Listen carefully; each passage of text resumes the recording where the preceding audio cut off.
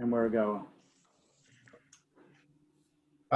Welcome to the ordinary meeting of the Snowy Valleys Council of the 17th of September 2020. We would like to acknowledge the traditional owners of this land and pay our respects to elders past and present. This meeting is being streamed on Council's website to allow the community to follow Council debates and decisions. Members of the public participating in the meeting agree to have their image, voice and personal information, including name and address, recorded and publicly broadcast. Snowy Valleys Council does not accept liabilities for any defamatory remarks or inappropriate comments that are made during the course of a meeting.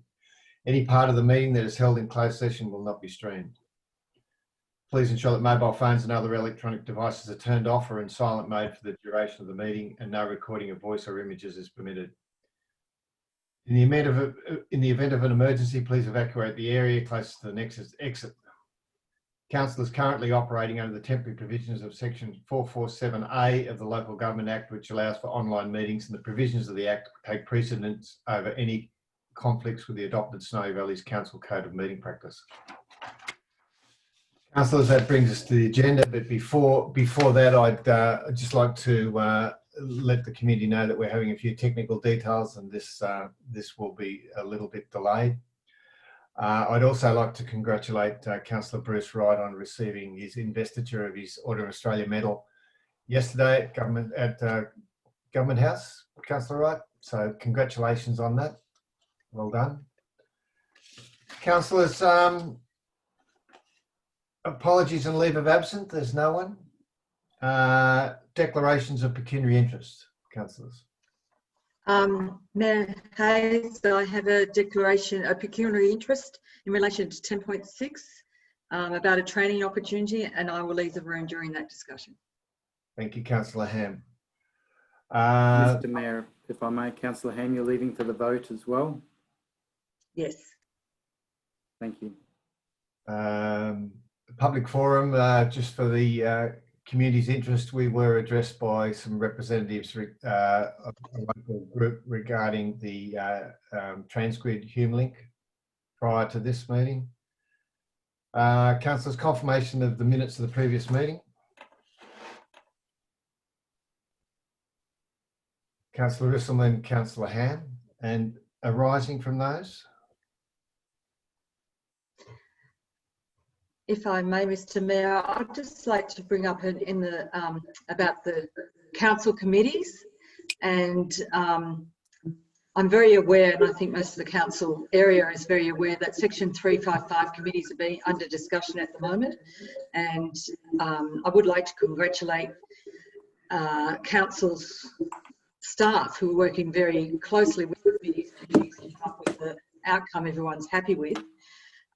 For this reason, the responses to the draft are due tomorrow, which is great, but I would then like that draft to go out for another 28 days consultation, because I think it would have moved so much from what the first draft was, and I would like all those committees to be able to see the next draft before it comes to council.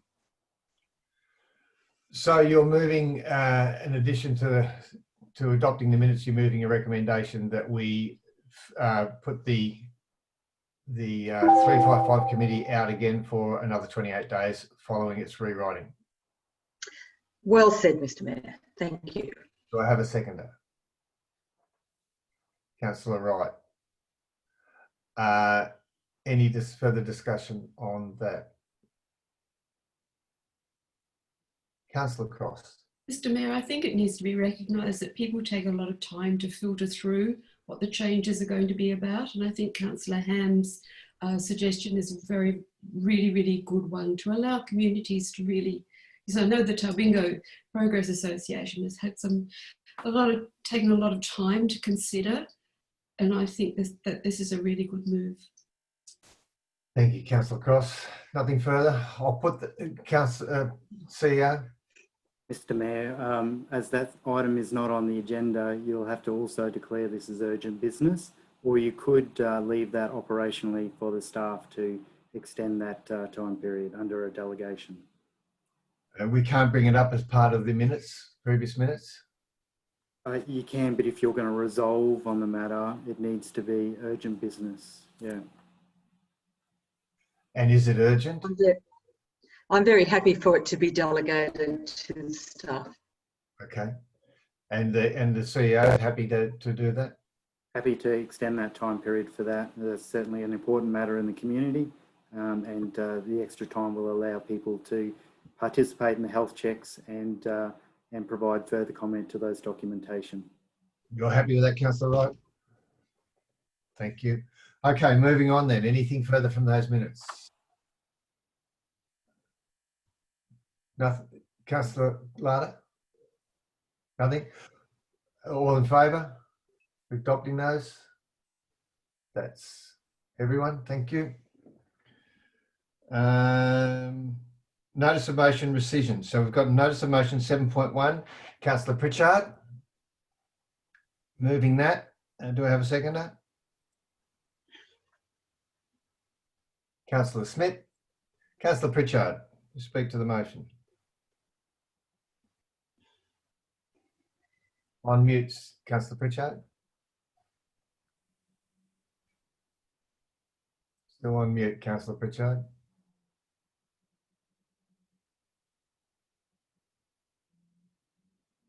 Yeah, this is motion 7.1, isn't it? 7.1. Yeah, right. The Australian Constitution is fairly dated, and it's been updated a few times over the years, but very few reforms get through. It's only when there's consensus amongst the whole nation that they do. This COVID crisis has exposed a number of fractures in our constitution with state borders and health services and the lack of national certification and rules and so forth. None of these are gigantic issues, but they've been exposed and amplified by this COVID problem.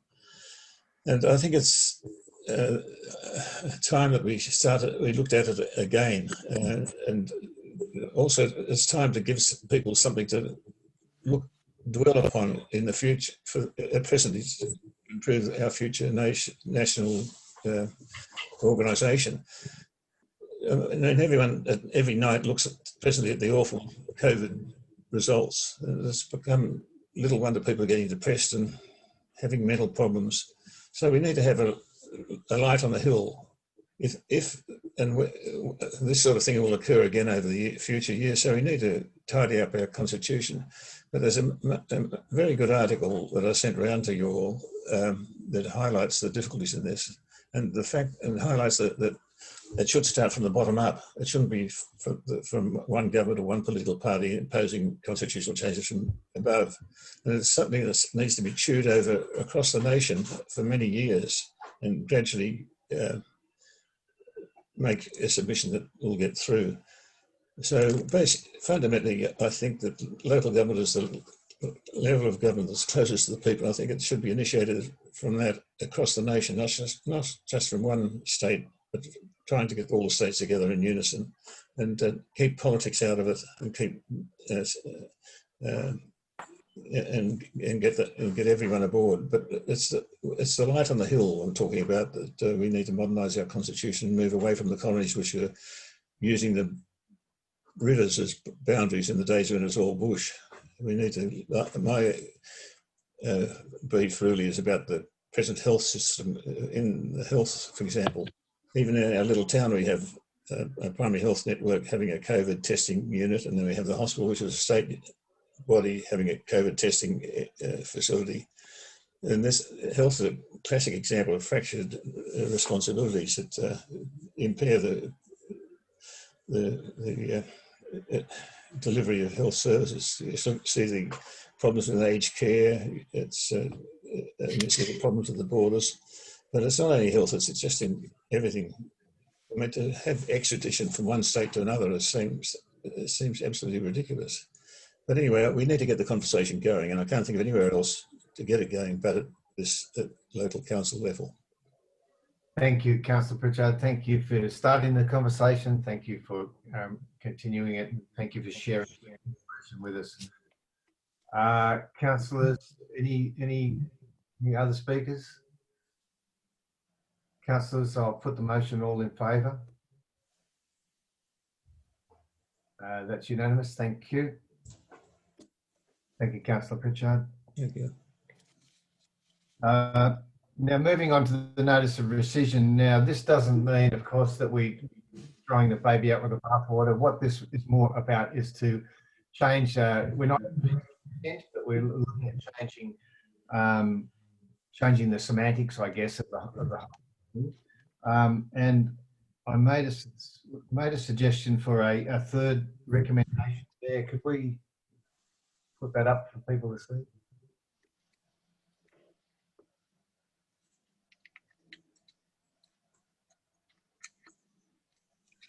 So the problem is, of course, having committees take a lot of time to organise and a bit more unwieldy because of the way we operate them as a council. But what we're suggesting is that we continue to respond to the COVID-19 while it's considered for the Snow Valley CEO to be a threat to stateless. The Mayor, listed councillors and the CEO meeting regularly to discuss and keep councillors updated, which means that we can have a meeting at the drop of a hat rather than having to two councillors miss the meeting and the like that we have to do with. So I think this streamlines it and makes it a lot more agile. So do I have? So that's the notice of motion. Do you have a seconder for that?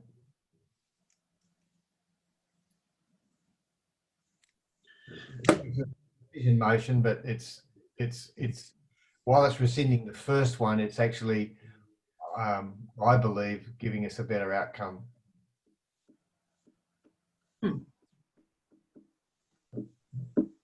Seconder? Mr. Mayor, would it be possible to not only include COVID-19 in there, but any emergency? Pandemic or other. Yep.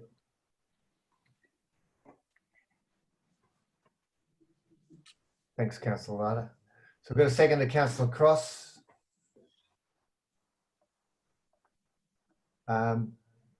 Any speakers on that? Yes. Councillor Pritchard? This is your original motion.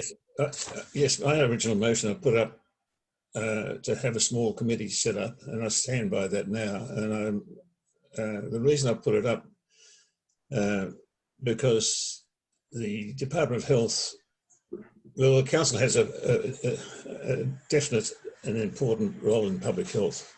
If you look at the responsibilities of the federal, state, and local governments in the parliamentary website, you say, quote, local councils are concerned with matters close to our homes, such as building regulations and development and public health without qualification. So council has a role in public health, and we shouldn't be handing it across completely to the Department of Health. It's a bit like the Ruby Princess debacle in Sydney, where the different governmental bodies were running in different directions. We got a responsibility to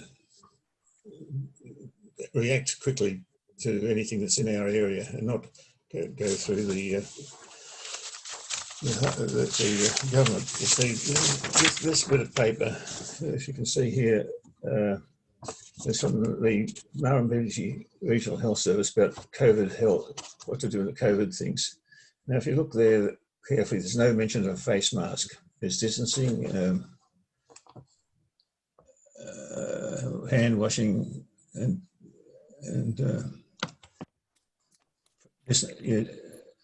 I can't quite read that, but there's and temperature taking and that sort of thing, but there's no mention of a mask at all. And the simile with the letter that came from Joe McGurr just recently, dated August, in it he's talking about washing hands, maintaining a distance, avoiding large gatherings, getting tested, and etc., but no mention of masks. Now these bodies, these two bodies, are the ones to which the local community looks, and there's no mention of masks. So if you walk into a Coles, you're lucky if you see one person with a mask on at the moment. Now, the recommendations from the State Department of Health say quite clearly that they recommend mask wearing in places where you can't have proper distancing, such as supermarkets and those sort of gatherings.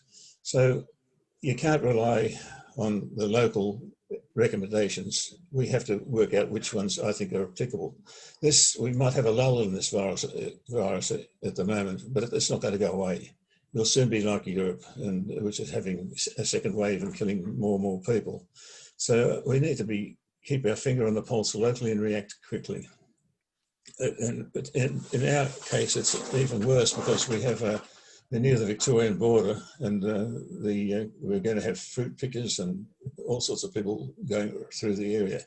And the council needs to have a responsibility to make sure these people are keeping up to the COVID-19 safety plan, which is this thing.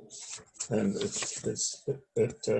businesses most of these businesses, or might be an individual farmer who applies for a permit for workers to come across. But you've seen the debacle in Victoria where they had private contractors doing the work down there.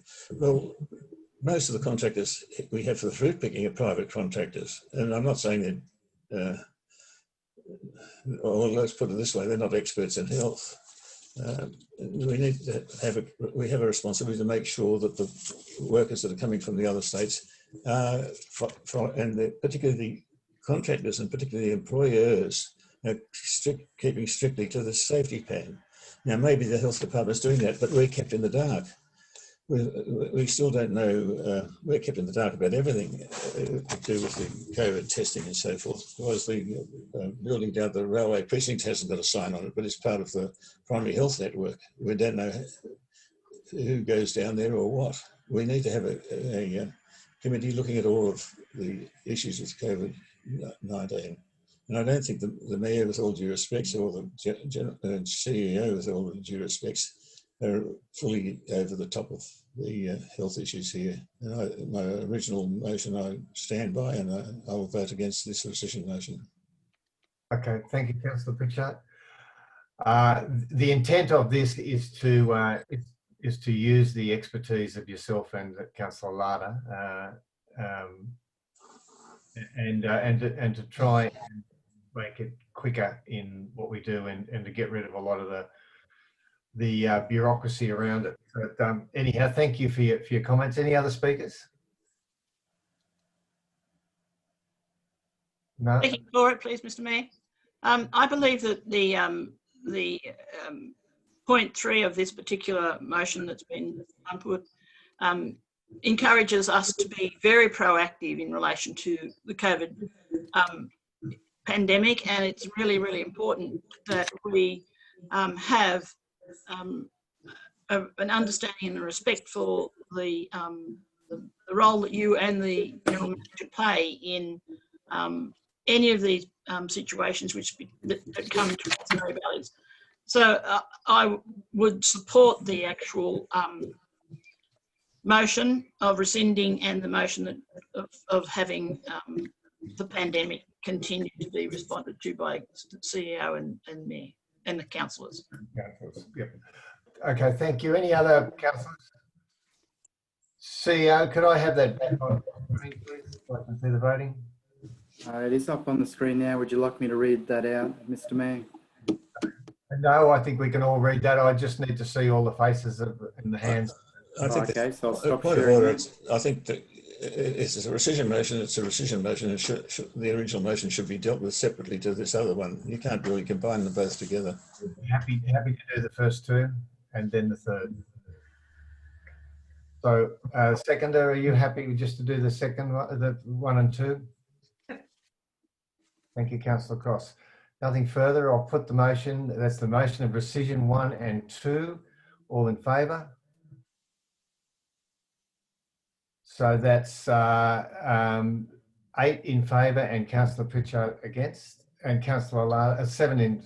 Councillor Larder, you're against too? Yeah, against. Yep. Okay, so I've got 2 against, 7 for. Thank you. So that's passed. Now I'll put the number 3. Do I have a seconder? Councillor Cross, you still have your seconder? Seconder. Any further discussion on that? Put the motion. I just wish to say that I reserve my right to speak publicly about these matters without having to go through this committee. And if it's the council not happy with it, I'm happy to resign. Thank you, Councillor Pritchard. Put the motion. All in favour? That's 8 in favour. Councillor Pritchard against. Thank you. Moving on.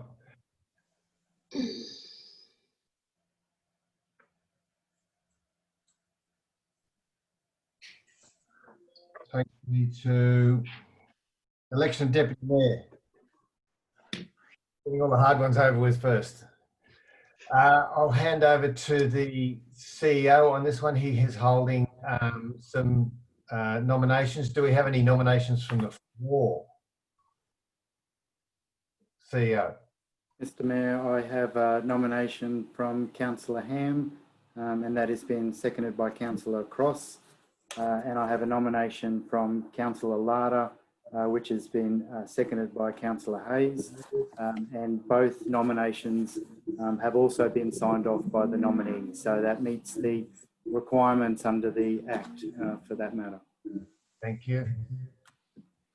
Okay, so the recommendation is that there's Would you like me to share my screen, Mr. Mayor? And because we do have to make a decision about the nomination method first, the voting method. I think we'll go through these one at a time. Although we've already done 3. Correct. So, councillors, can I have a mover and a seconder for the report on the election of the deputy mayor from the CEO? Councillor Cross. Anyone speaking on those? Put the Sorry, motion. Mr. Mayor, you cut out. So who was the seconder there? Councillor Cross, Councillor Isselman. Put the motion. All in favour? Unanimous. Determine the voting method in the event there being more than one candidate, noting that an open ballot is required should council choose to meet virtually and not in person. So, councillors, are we happy to put our hands up for this one? Or do you want to delay it and have it in at some other time? Happy to do it by hand now? Anyone against? No one against that? So you'll need a mover and a seconder, Mr. Mayor, for that if you're going to split them up. Yeah. So, Sorry, Mr. Mayor, sorry, can I go back on that advice? Can I just say that if you're going to split the resolution, you need to define that all councillors, that there's any councillors going to vote against any components of this, and if there's any councillors that are going to vote against any components, then you can't join those parts together. Sorry, under the Code of Meeting Practice. I'm not joining you, I'm separating.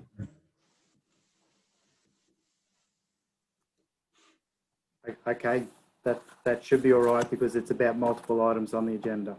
My apologies. Thank you. Okay. So moving to seconder for number 2. Councillor Wright, Councillor Isselman. The screen's gone again. Wright and Isselman. Correct.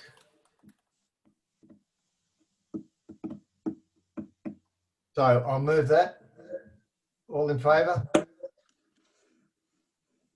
That's everyone. And I presume that that's meaning that everybody is in favour of a show of hands. Is that correct? Hand up for show of hands. That's everyone wants that. Yes, that's unanimous as well. Conduct the election of deputy mayor in accordance with the local government regulation. I'll hand over to the CEO. Oh, we need a mover for that. Move. Isselman, right? Anyone speaking for that? All in favour? That's unanimous. I thought the CEO was voting there for a moment. Hand over to the CEO for the election. Councillors, we have two nominations. We have Councillor Ham and Councillor Larder. Can I have votes for Councillor Ham first by a show of hands? Okay, that's Councillor Cross, Councillor Rott, and Julia. Councillor Smith. And so 3. Sorry, Julia, you need to vote for yourself. Oh, yeah, I can vote too. 4, Councillor Ham. So 4 votes for Councillor Ham. And now votes for Councillor Larder. We have Councillor Isselman, Councillor Pritchard, Councillor Larder, Councillor Hayes and Councillor Benjamin. The vote is in favour of Councillor Larder. Mr Mayor. Thank you. Congratulations, Councillor Larder. Thank you, Councillor Ham. That's right. Congratulations, Councillor Larder. Again. Confirm the successful. Councillor Larder. So, number 6, mover and a seconder. Councillor Isselman, Councillor Wright. This is interesting. All in favour of confirming? Okay, that's unanimous. Thank you. Right. Should get easier from here, shouldn't it? I've lost it. Okay. Why can't I see Councillor Benjamin on this? He's there. I can see. 10.2, governance and finance. 2 recommendations, councillors.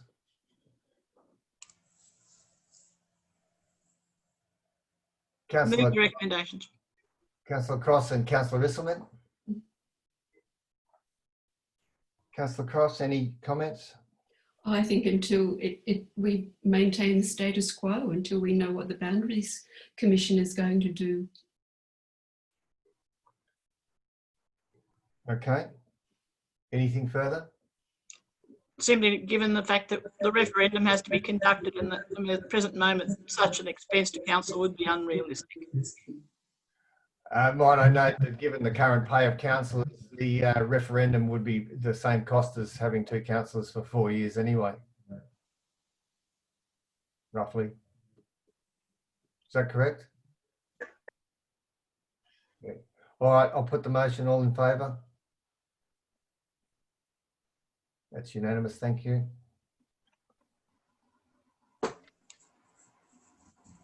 Additional request for councillors' attendance at Local Government New South Wales Annual Conference. This is to be held virtually. There's 3 recommendations there. Councillor Smith and Councillor Cross. Any discussion? All in favour? It's carried unanimously. Thank you. Proposed motions for Local Government New South Wales Annual Conference, and I thank the staff and the councillors for coming up with these. I think we've got some excellent motions there, and hopefully they will reach the paper and reach the floor and be passed. Do I have a mover? Councillor Wright, Councillor Cross. Any comments? Councillor Wright, Councillor Larder. I was just going to add in reference to the local government support of childcare. I'm fully supportive of that, but I just wonder whether the wording might be a bit confusing. What I personally wouldn't like to see is a market where we're the only people supporting it, and if somebody wanted to commence a business, that we would support, but not get in the way of that person or that entity starting up a business. So we shouldn't be in competition. And I mean, it's not our area of ordinary business, and I don't disagree with it if there's a need, but I think we should be supportive of encouraging local businesses to take up that where possible, rather than us fulfilling it. I don't think that's ever our intent, but I'll ask Councillor Ham. It's her area of expertise. Look, I agree with Councillor Lada. Actually, I think it's a competitive market, and you know, and we should encourage any small business that comes to town, be it in early childhood or whatever. I agree that is very much. But I just am very appreciative to all the councillors for supporting this, particularly as during our lockdown during COVID, it was then evident just how essential our early childhood services were. And seriously, our council stepped up and just did an excellent job. So that's really what that's all about, is just to note you were there, we saw you, and you really did a great job. Thank you. Thank you. Okay, anything further? Councillor Lada, you happy with that? Yeah, that's the So we've got those recommendations. Put the recommendations in. All in favour? Anyone against? No, that's all. That's unanimous. Thank you. Murray-Darling Association 76th Annual Conference, AGM 14th to 16th. Note that Councillor Pritchard has attended this and was very successful, I hear. Do I have a mover for that? Councillor Ham, Councillor Wright. Councillor Ham, anything there, or before I hand over to Councillor Pritchard? I think we'll leave it to Councillor Pritchard. Sounds excellent. Councillor Pritchard, I'll put the timer on. No, you're on mute still, Councillor Pritchard. I've been going to these association meetings on and off for quite a number of years, and it was originally fairly low key, and it's mostly irrigators and local government people, but it's become more mature and more scientific and more supported. And it was a meeting of experts. If the Deputy Prime Minister's there, the shadow and member of the water resources people, CSIRO, it was quite amazing. One thing that interested me was Mark Colton MP, who spoke. He's the Minister for Regional Health and Regional Communications and Local Government, and I hadn't realised that he had such a strong input into regional health, and I think it's something that we should pay attention to, and maybe we can, if we feel that we're roadblocked by our state government or whatever, that we should take our regional health issues directly to him. I'm concerned, of course, that Tumut used to be the regional sub-regional centre from including Gundagai and Tumbarumba and Batlow, and they've been downgraded, I think, to just being a NPS with an operating theatre with visiting specialists. I think that this guy may be able to make some progress in getting anaesthetist permanently in this town, which is something we must do to make the health of this area a long-term attraction. But anyway, aside from that, it was a great meeting, and I thoroughly recommended that a few councillors attended online. It was a 3-day meeting. I think it cost the council $150 as compared to what the normal cost would be in travel and overnight accommodation. And I think we should all try to go to it next year. Thank you, Councillor Pritchard. I think it's money well spent, and I really thank you for your continued interest and participating in it as well. Councillors, anything further? All in favour? Unanimous, thank you. Training, 10.6, Training Opportunity Online Advanced Leadership Program, Women in Leadership Australia. So I'll leave at this stage. Thank you. CEO, can you exit Councillor Ham, please? Councillor Ham should have a option to move into the breakout room now.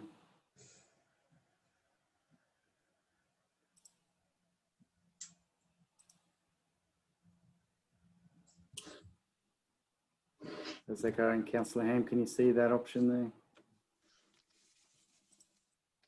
there? It's frozen in time, I think. Gone. Okay. Councillors, Councillor Ham is now in the breakout room as she has a conflict of interest with this one. We've got 2 recommendations there that we received the report of the online training opportunity advanced leadership program and approve funding. Councillor Isselman, you're moving that, and Councillor Wright. Councillor Isselman, are you? Move to go to committee first. So. Move that you go to committee. Okay. Yes. Seconder. Yeah. Councillor Wright. Yes. All in favour? All in favour? It's unanimous. Thank you. In committee, Councillor Isselman. Thank you, Mr. Mayor. I'm really supportive of Councillor Ham undertaking this course, and she, in her private life, has got the opportunity to do this and has done a remarkable job in getting a scholarship.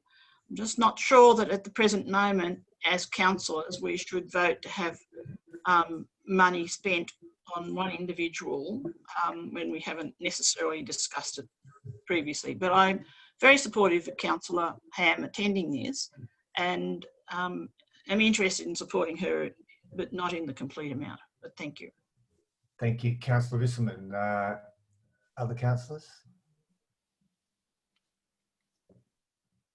Yeah, I'm really supportive of it, and I think, you know, I won't use any of my training budget anymore, and I'm quite happy for her to have mine because there should be plenty left of that. And I think for that much money, she put so much into our council and is so passionate and willing to put so much of her own money into it. I think we should support it totally. Other councillors? Councillor Cross. I know I would fully support her doing this. I know how valuable we found the training that's been offered to us, and I think any training that helps you to grow and understand what your role is would be very valuable. I agree. And Councillor Ham's going to stand for council next year, I'm sure, and I think we should, you know, the better trained we all are who stand and who are involved, I think it's so much better for our community. Yes, I think given the fact that that she will only have completed this course at the end of her term of council, makes it a bit more difficult. Given if this had been something that was available to her at the start of her term as a councillor, it would have had a lot more opportunity for the whole council. I looked at the key learning intentions and wondered how many of them actually relate to council and how many relate to other organisations. But I'd be interested to hear from Councillor Larder as well. Yeah, look, as much as I encourage anyone to take up training opportunities, just in this current climate, I just couldn't support it. Just given the fact that, you know, as a council, we're not in the most fruitful of situations with regard to our financial status. And we have had to knock back organisations for funding when requested for smaller amounts. I think, you know, I think it's a difficult situation to be in, given the fact that there is 12 months to go. We're on a courtesy extension, basically because of the COVID situation. So, you know, the council term should have ended. I'm not sure that, you know, the program is council orientated. I mean, it seems more generic and a lot of money. So, I mean, given the fact that the CEO has declined to take a pay rise, which is in his contract, which I think was a very which is a decision that you know was I think reasonable in the circumstances. I think it sort of set the flavour for the organisation going forward for the next 12 months. It's a very, very difficult situation with people on payments from the government, and there is a lack of money. There's a lack of certainty in business, and it might only be $4,000, but to somebody that doesn't have a job and is getting $1,000 on JobKeeper, if they're lucky enough to get it, it's a lot of money. So I can't support it as much as I'd like to. Councillors, I would just listening to what's going on just before Councillor Cross speaks, I would propose a compromise, and that would be that given that there's 25% of our term left, which as Councillor Lada said is almost a bonus, something we weren't expecting anyway. That we allocate $1,000 towards this, which is saying that we still believe it's valuable, but possibly it might have been better coming to us before the application. Councillor Cross. That was exactly what I was going to suggest, that we look for a compromise, because we need to support each other in our training and knowledge and learning. But as you mentioned, probably not to the tune of the $4,000. So I would fully support a compromise. Can you tell us how much, how much I've got left that I haven't spent on training, or? Councillor Wright, what would be available for me for next year? With due respect, Bruce, that's not our issue. It's yeah, look, Councillor Wright, we have I think according to this we have $4,000 each. The Deputy Mayor has a bit more, and I have a bit more. Not that we've had much opportunity to use it. We did have the opportunity early on in our time as councillors to participate in the Institute of Company Directors course, which has a lot to do with finance and governance and ethics and the like, and which has carried us in good stead, those that did it through this council, and has been very valuable in giving us that sort of director's mindset and overarching view of the organisation and where we're going. So I think that was particularly valuable, and certainly Councillor Ham took advantage of that and sat the exam as well and passed. So that's good. That's something that she's done that's as part of her aspiring skills build up, and also her leadership. But this leadership one's a bit different. It's more about leadership in organisations in the community, rather than managing finances and operating within an organisation. Any Councillor Isselman? Mr. Mayor, I agree, but I don't think the content of the course is the thing that we're interested in here. I think the fact is that we are in the last 12 months of our term as councillors, and we should be recognising that in relation to where we are going to be next September. No one can guarantee that they're going to be a councillor after September, because we have a community and a democratic system, and voting determines who isn't going to be here. So I certainly support your proposal that 25% of the remaining amount of Councillor Ham's funding be provided to her, as much as when we would go to a conference or something. So it would be approximately $1,000, and I think that would be a recognition of her contribution to us as council in the ensuing 12 months, and also support to her in her endeavours to complete that course. Any other councillors wish to speak? Those councillors haven't spoken on the... No? Someone move that we go back from committee? Councillor Cross, Councillor Isselman, all in favour? Councillor Smith, thank you. Yep, unanimous. Councillors, back in committee. So we've got the two recommendations there.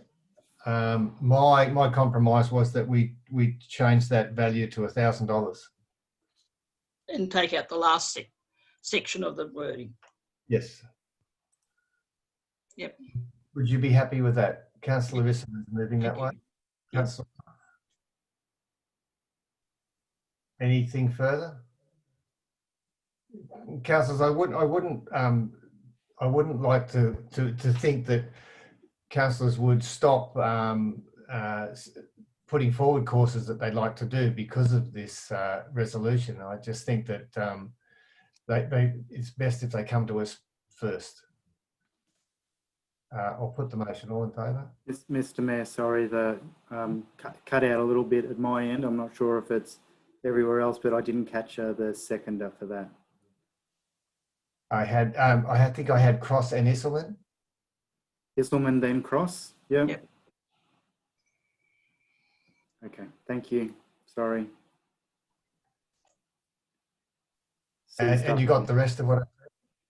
So yes, we did capture your comment about putting forward training. Sorry, Mr. Mayor, your reception's not fantastic today, so you are cutting in and out. So just clarifying for the minutes. Yeah, just don't hesitate. Thank you. I'll put the motion. All in favour? That's carried. Thank you. If someone could invite Councillor Ham back. Thank you, councillors.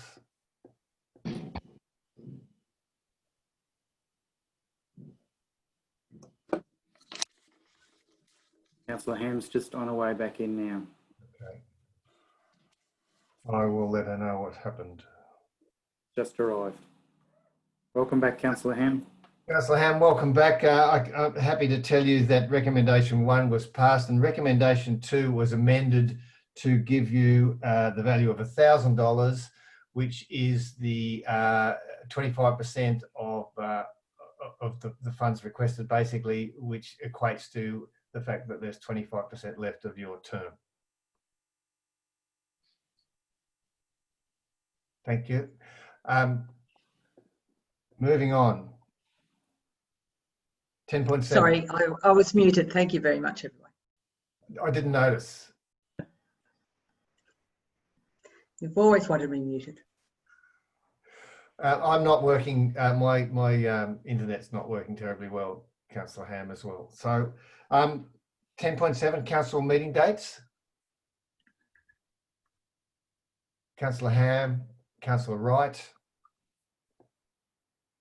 Councillor Ham.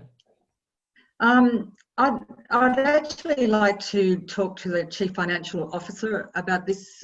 There are some concerns about getting our financial reports in on time by the 3rd week, and I'd like to discuss that. And also, I notice there's not a January date, and having been a councillor for 3 years, every January we've had one. I'm just wondering if we could have a date in January that we may or may not have a meeting, so we can actually have it in our diaries just in case it comes up. BFR. Thank you, through you, Mr. Mayor. Councillor Ham, it is difficult to get the financial reports together for a meeting at council in the 3rd week of a month. That's due to that month's end falling on the month's end, and generally we have to have the reports in within a couple of days from that date. We are able to provide you with an interim report and then bring you a final report a month later. And I would like to stress that finance is only one of the matters to consider when setting the meeting dates. But we are the ones that struggle with the dates. So what is your preference? Through the Mayor, Councillor Ham, I don't really have a preference. It would possibly work better with a week 4 meeting. On the other hand, I know there's clashes with other meetings there. We are able to work around it and bring you a report that is more of an interim nature, whereas the budget reviews, which are the important meetings, will still come to the same dates. Okay. How about a week? So up until Week 1? No? Through you, Mr. Mayor, that would work, although I am not aware what other clashes that would bring. Okay.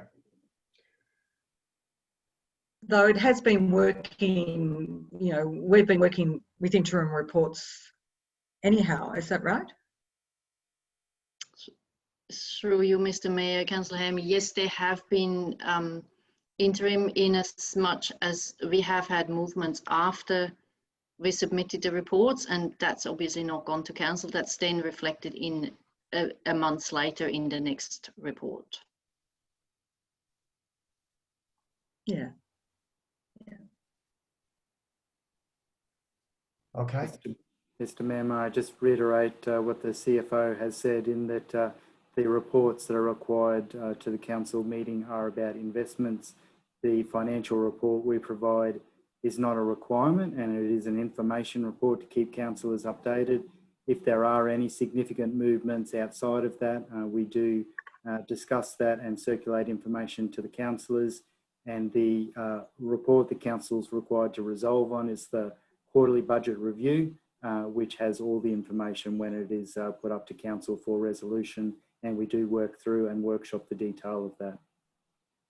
Okay. Any further comment on that? Got to move in a second, have we? Mr. Mayor, did you want to discuss the January date? Oh, the January date. I'm happy just to put a possible date in there. I think that makes sense. Mr. Mayor, the third Thursday in January makes that the 21st of January. However, I would note if the council meeting was to be on the 21st of January, it only gives council staff 4 days to compile the reports after the return from the year. So you may wish to consider a different date being the 28th of January, noting that that also will be Long weekend. after the Australia Day weekend. Look, I think for the moment it might be best just to leave it, and if it is necessary, we can pull one together quickly, because it wouldn't have a very large agenda, and it would be in the result of something probably going wrong. Yes, Mr. Mayor, it would be an extraordinary meeting that we could call with the agenda item of the extraordinary meeting in January. Simple. So the 21st would be fine. Let's do that. Okay. Okay, let's move. Let's put those motions, put those dates to the test. All in favour? That's unanimous. Thank you. Statement of financial investments. Councillor Ham, Councillor Pritchard. Councillor Ham. Thank you for these. Once again, if I could ask some questions of the CEO and maybe the Director of Infrastructure. The first one being, is the movement of $1 million, has that gone into day-to-day funds, or where has that gone? CEO. CFO, happy for the CFO to respond. Thank you. Through you, Mr. Mayor, Councillor Ham, that movement went into our everyday account. Because it was at the end of the month, we could not reinvest it, but we have since reinvested it. Okay, so that will be evident in next month's report. That is correct. Yeah, right. And then probably to the Director of Infrastructure about the old Tumbarumba Road tree removal of 128,000. Like, it's only that there's a lot of roads needing tree removal. Has that money been just allocated for that, or is that meaning lots of trees? And is that money Section 44 money? Yeah, through the Mayor, Councillor Ham, that's only for the first part of the works. So it's the recovery works following the fire. It's funded through the Natural Disaster Recovery funding arrangements. Work started in Old Tumbarumba Road because that was a probably one of the worst, if not the worst, impacted area. So yeah, we're starting to get the invoices in from the contractors that are assisting us with that work. That work's ongoing. We've received an extension to that work to February next year. That's despite throwing 3 separate contract crews on that work to try and get it done as quickly as we can. It will take till February next year to complete, and the total expenditure is probably going to be in the order of about $1 million when it's all said and done. And where are we going to find that money from? Yeah, through you, Mr. Mayor, Councillor Ham. Yeah, through the natural disaster recovery funding arrangements, we're claiming it through that. Yeah, in that it is fire recovery works. Yep, great. Thank you.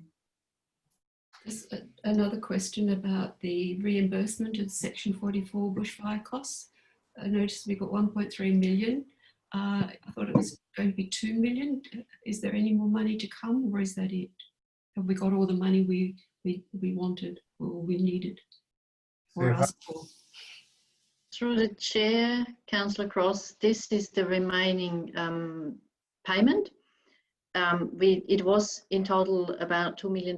We had already had a payment of about 700,000. The only amount that is outstanding is a very small amount in the few $10,000 that was a late claim. Otherwise, we have received the entire claim. Thank you, CFO. Nothing further. I'll put the motion. All in favour? Councillor Ham? Councillor Ham? Yep. That's everyone. Thank you. Moving on. Finance report, August 2020.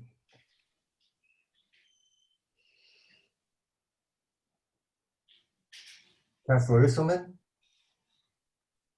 Councillor Ham? Councillor Isselman.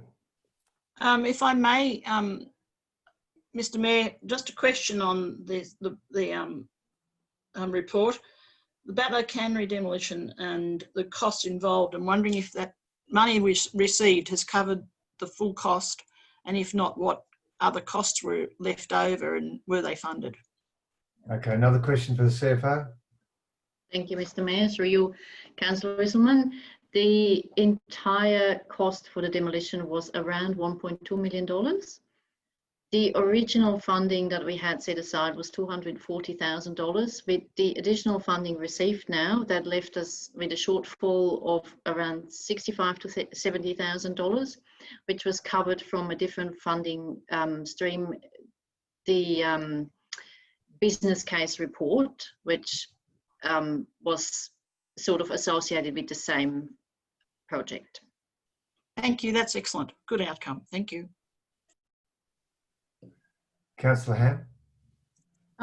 Probably to CEO or CFO, what is SAAS project?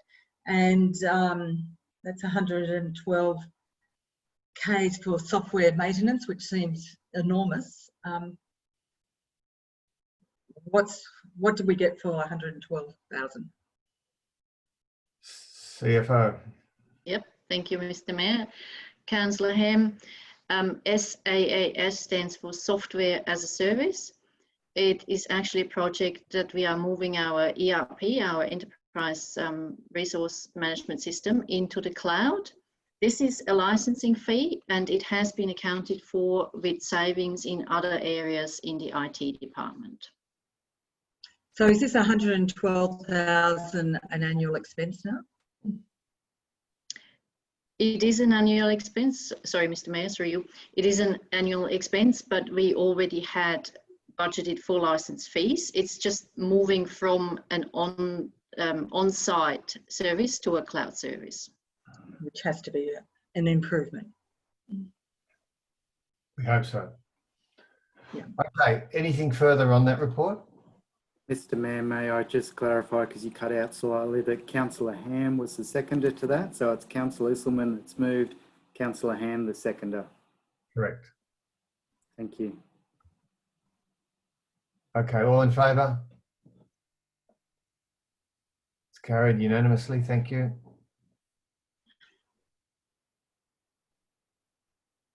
Governance and finance reports, 1010.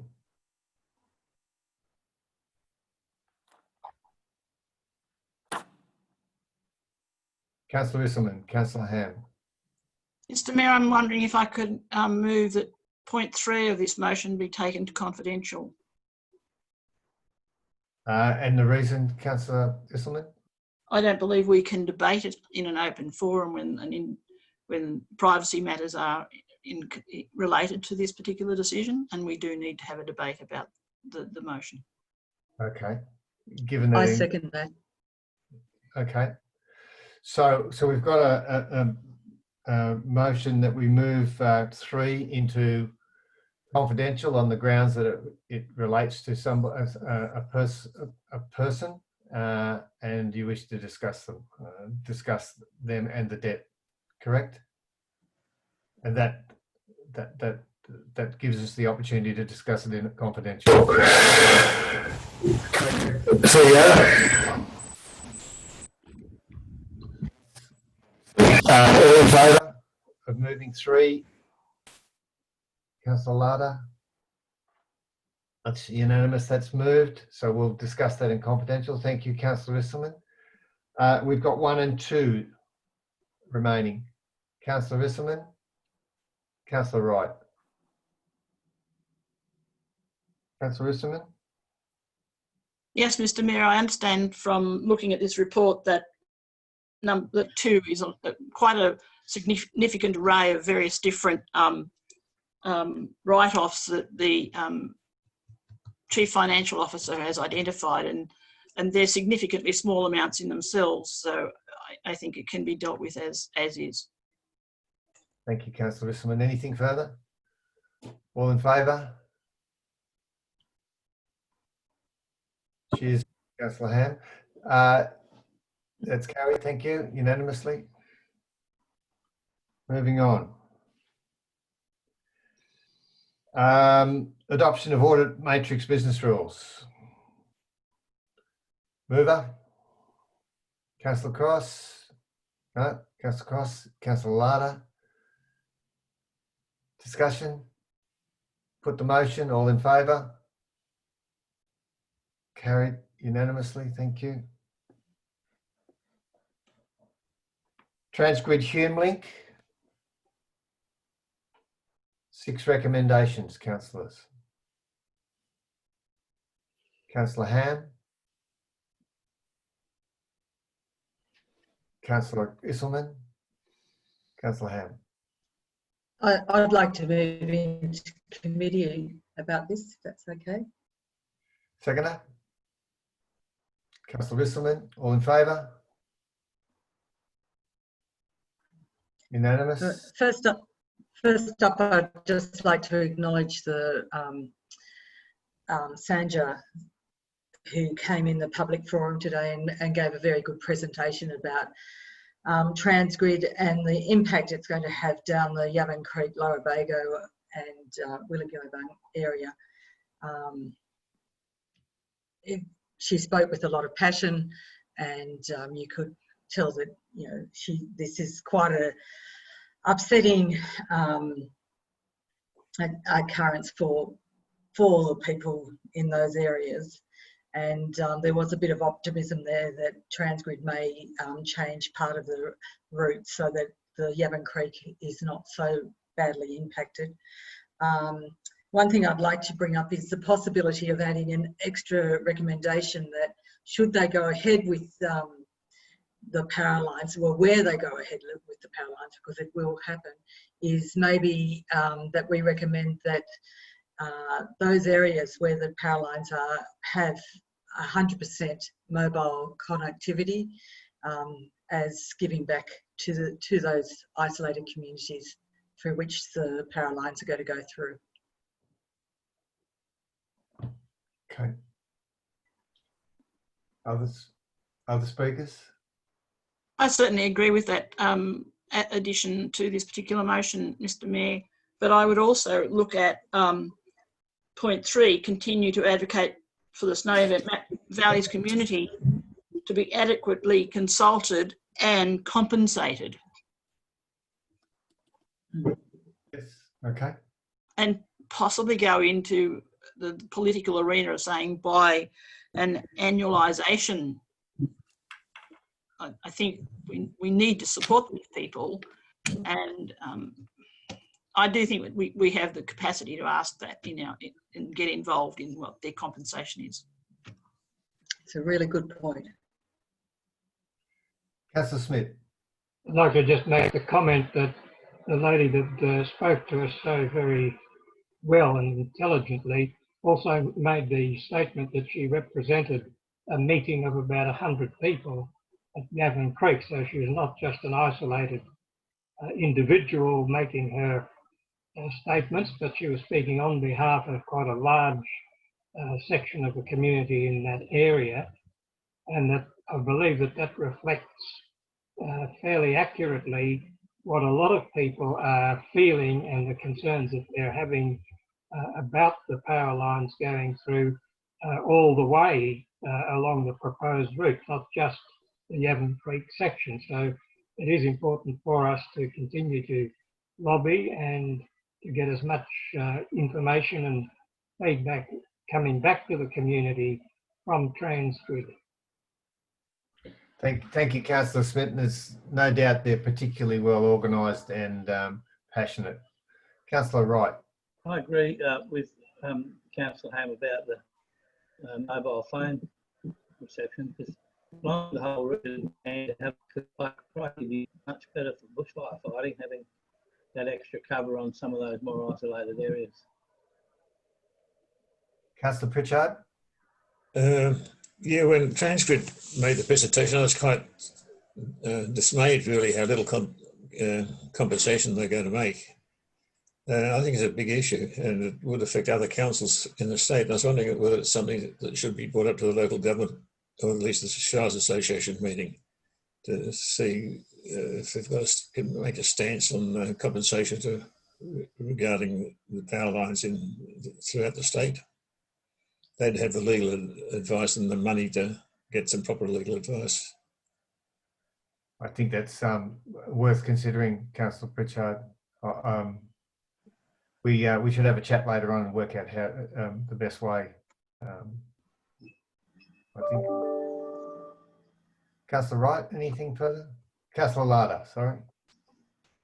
Yeah, I think the important thing is compensation more generally, and you know, I know there's obviously the compensation for the landowner, and some of those landowners are saying that their assets, individual assets, could be reduced in value by up to 40 or 50%. Now that is an horrendous toll to have to pay on your long-term home and business and agribusiness. But there's also the notion that you know, this infrastructure impacts on the community more generally, and as the mayor's indicated previously, and we've all advocated for, there's a lot of give back schemes with regards to these other energy providers, putting back into communities through royalties or payments or some sort of gratuity to actually improve communities. But you know, I'm not sure that there's a lot of willingness in this electricity sector to do that. And I think that's where we also need to make sure that we're making a lot of noise about what we need as a community to make our lives here better in regional Australia, so that businesses that are impacted and communities that are impacted have some offset. Anyone further? Councillor Cross? I think the other thing we have to be mindful of is the impact it's going to have on our infrastructure, particularly our roads, with all, not just with TransGrid, but with all the other things happening with Snowy 2.0. It's going to have a massive impact on our roads, with trucks coming and going. And I think we whenever we talk to anybody who's involved in all of these projects, that we have that front and centre for them to support us in lobbying for FAGS grants to be increased. Thank you. Nothing further? I'd just like to follow up on one more, if I may, Mr. Mayor. Our presentation this morning at a workshop from Transgrid, we were told that the project for Transgrid would start late next year, and that the potential peak period would have 80 light and 75 heavy vehicles travelling along the route between Snow Valleys Highway and Batlow Road up to Tumbarumba and so on. And I think the concept of that much traffic coming through, particularly Adelong and Batlow and small villages, is quite an impact, and needs to be recognised, as Councillor Cross has just said. Transgrid were very receptive of understanding the difficulties that might pose.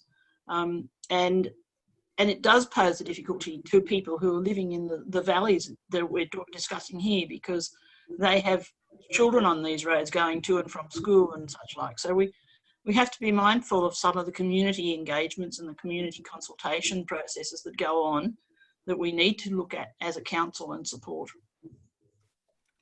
Thank you, Councillor Isselman. Nothing further. Someone move we go out of committee.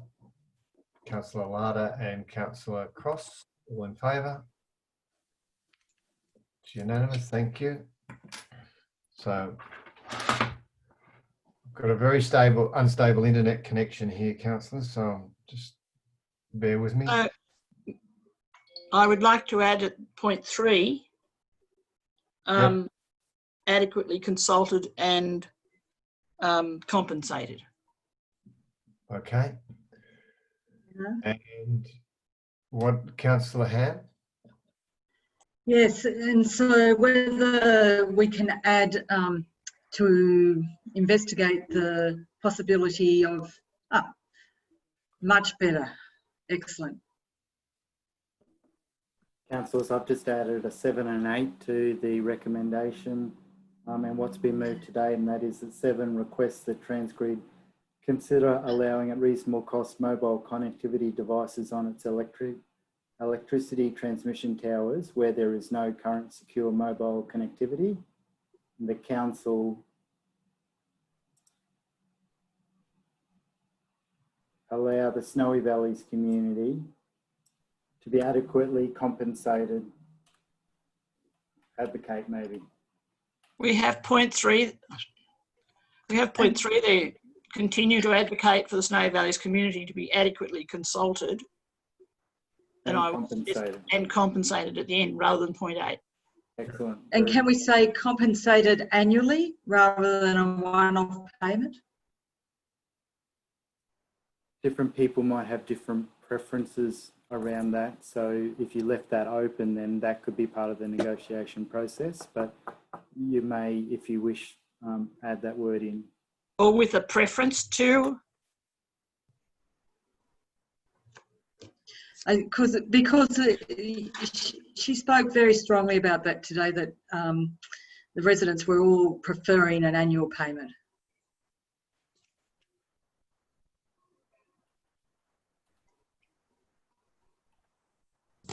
Okay, makes sense. Yep. So we don't have a mover and a seconder yet, do we? We do have Ham and Isselman as your mover and seconder. So if they want to agree to those changes. Or was that to go into? No, I moved in the beginning. Okay, Yeah, right. we moved in the beginning. Thank you, in the beginning. Righto. So given that you're the ones that have made the changes, I guess you're happy with them. Yes. Okay. We're happy. You're Yep. happy. That's great. Yep. I'm happy that you're happy too. Number 7, I think, should be strengthened a little bit. It says consider allowing. It should be just allow.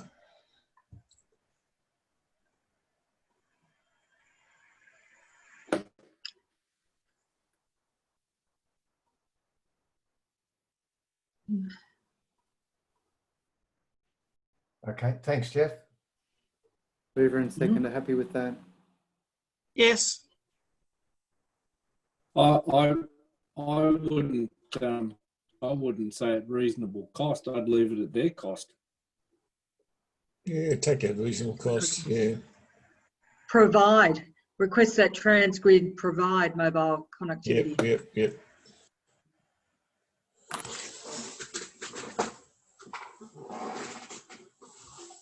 And yeah, just do you need devices, mobile connectivity on its? Just like they may not want to put it on their towers, but we want mobile connectivity in those areas. Yep. Do you want to take out the transmission towers too? Yeah, yes, because we don't know how that works. That may not be, possible. So you want that? You want that in there Along the route of the new towers, along the corridor. along the corridor. On the defined corridor?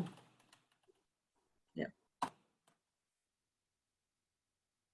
Okay. Well done, councillors. I think that's the idea. The mover and the seconder are happy with those changes. Yes.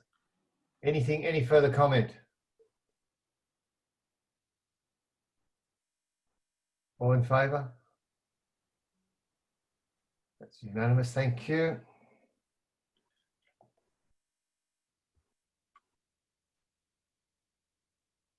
I thought the easy ones were over. Fitzroy Street Playground.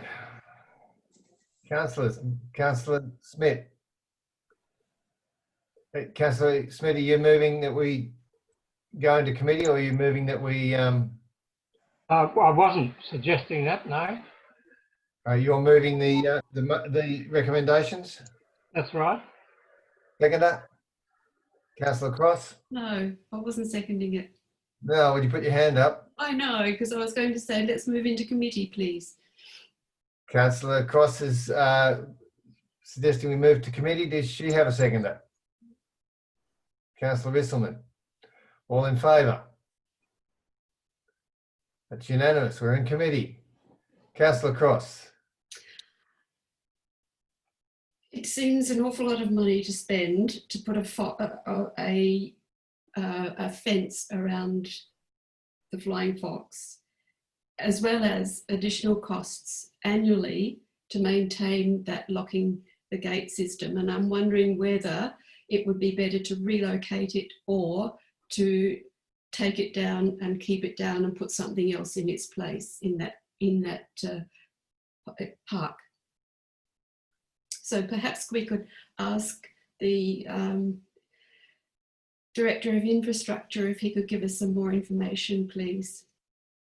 Thank you, Councillor Cross. The unfortunate thing is that noisy things are fun too, especially late at night.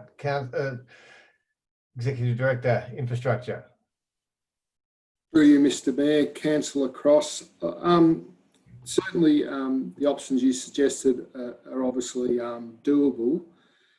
Without doing a detailed cost analysis, just very broadly off the top of my head, the cost to relocate the Flying Fox, I think it'd be fairly similar to the cost of installing a fence around it, given that the footings for that play equipment are fairly substantive, and you probably won't be able to recover all the equipment because it's bedded in concrete, so you'd have to cut it, replace different members.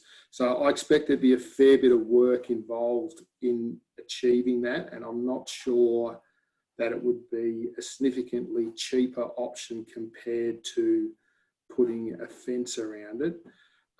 The ongoing costs for the fence, I've quoted in the report $1,200, but I think that's quite high. I think you can get like connectivity arrangements that are significantly cheaper than that. So I think that's a high estimate, as is the $36,000 for the fence, noting that it would be an aesthetically pleasing fence, and that would be looking at like that black powder coated type fence, so it doesn't look like a prison. So that can be quite expensive. But again, I think that estimate is a little bit conservative. Does that fully answer your question?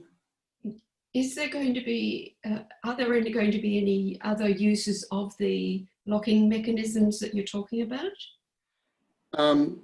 Yeah, so at the moment, we're required to manually lock it with a chain and a padlock.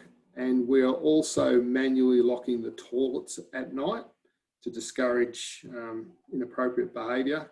So the idea is that those toilets will also have automatic opening and locking devices on them as well. So there'll be some savings to be made in regard to the day-to-day operations of both of those assets.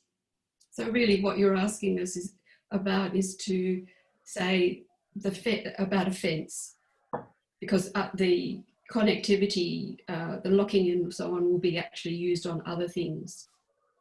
Yes, correct. And really, yeah, and the reason we're asking, we've brought this to council is because there was a prior resolution from council about locking that Flying Fox each day. So we felt that it was appropriate that we refer this decision to council as well. And do we know how many complaints there have been about the Flying Fox? Yeah, through you, Mr. Mayor, Councillor Cross. Yeah, I've received several complaints personally in regard to the noise, in that there was a short time there where we didn't lock it. We closed the playground in response to COVID, and when we reopened it, we tested not locking the Flying Fox, and I received several complaints personally, and I understand that a couple of councillors may have also received complaints. Do we know how popular the Flying Fox actually is? Through you, Mr. Mayor, Councillor Cross, anecdotally, that type of equipment is normally quite popular with children. Where it's located on basically the Snowy Mountains Highway going through town, people do tend to pull up in that area and give the kids a run and take advantage of the toilet facilities there. As far as usage goes, I can't give you numbers. We don't actually measure how many people use the playground, but from an anecdotal and just from what I see perspective, it does seem to be well used and probably one of our higher utilisation playgrounds. I know they've got one up in Talbingo, and that is extremely popular. Don't have the issues of noise. Councillor Pritchard. Can't these things be done electronically nowadays? I mean, you read our water meters remotely, and surely locking in toilets and things like that should be done automatically. Through you, Mr. Mayor, Councillor Pritchard, yes, the intention is that the toilets will lock automatically, and the gate for the fence would lock automatically. Yes, that's what we're hoping to achieve here. Thank you. However, if you had a magnet that turns on at 6 p.m. at night, and pulled it to it, and so it was held there, surely, I mean, Snowy Valleys Council is full of very, very clever people. Surely we can get an engineer that can organise something like that. We've got one.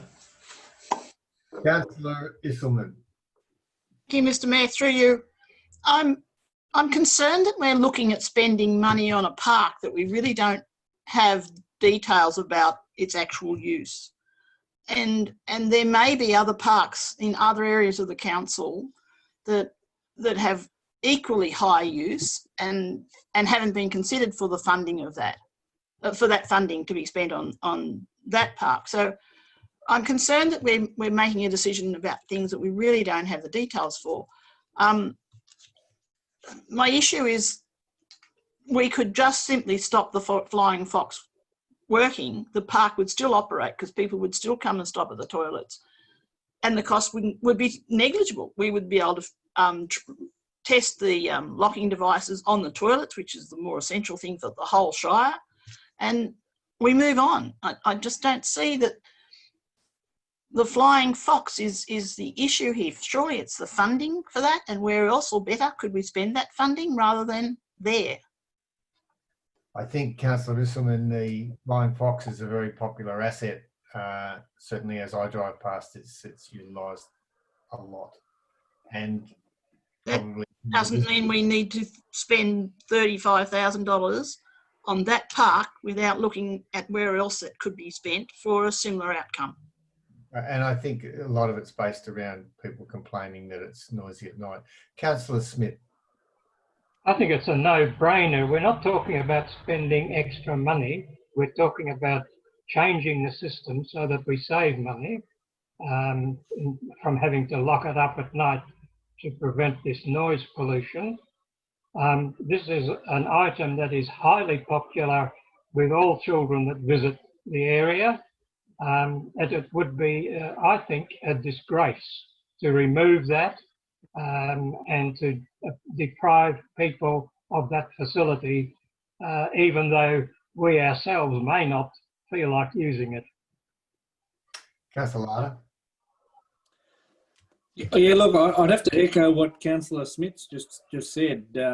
As one of the instigators of this infrastructure on council, with Councillor Pritchard and the late Councillor Dumbrell, it created a lot of division at the time on the council, and we chose to fund it, and we named it after Father Brian Hassett for his work in the community.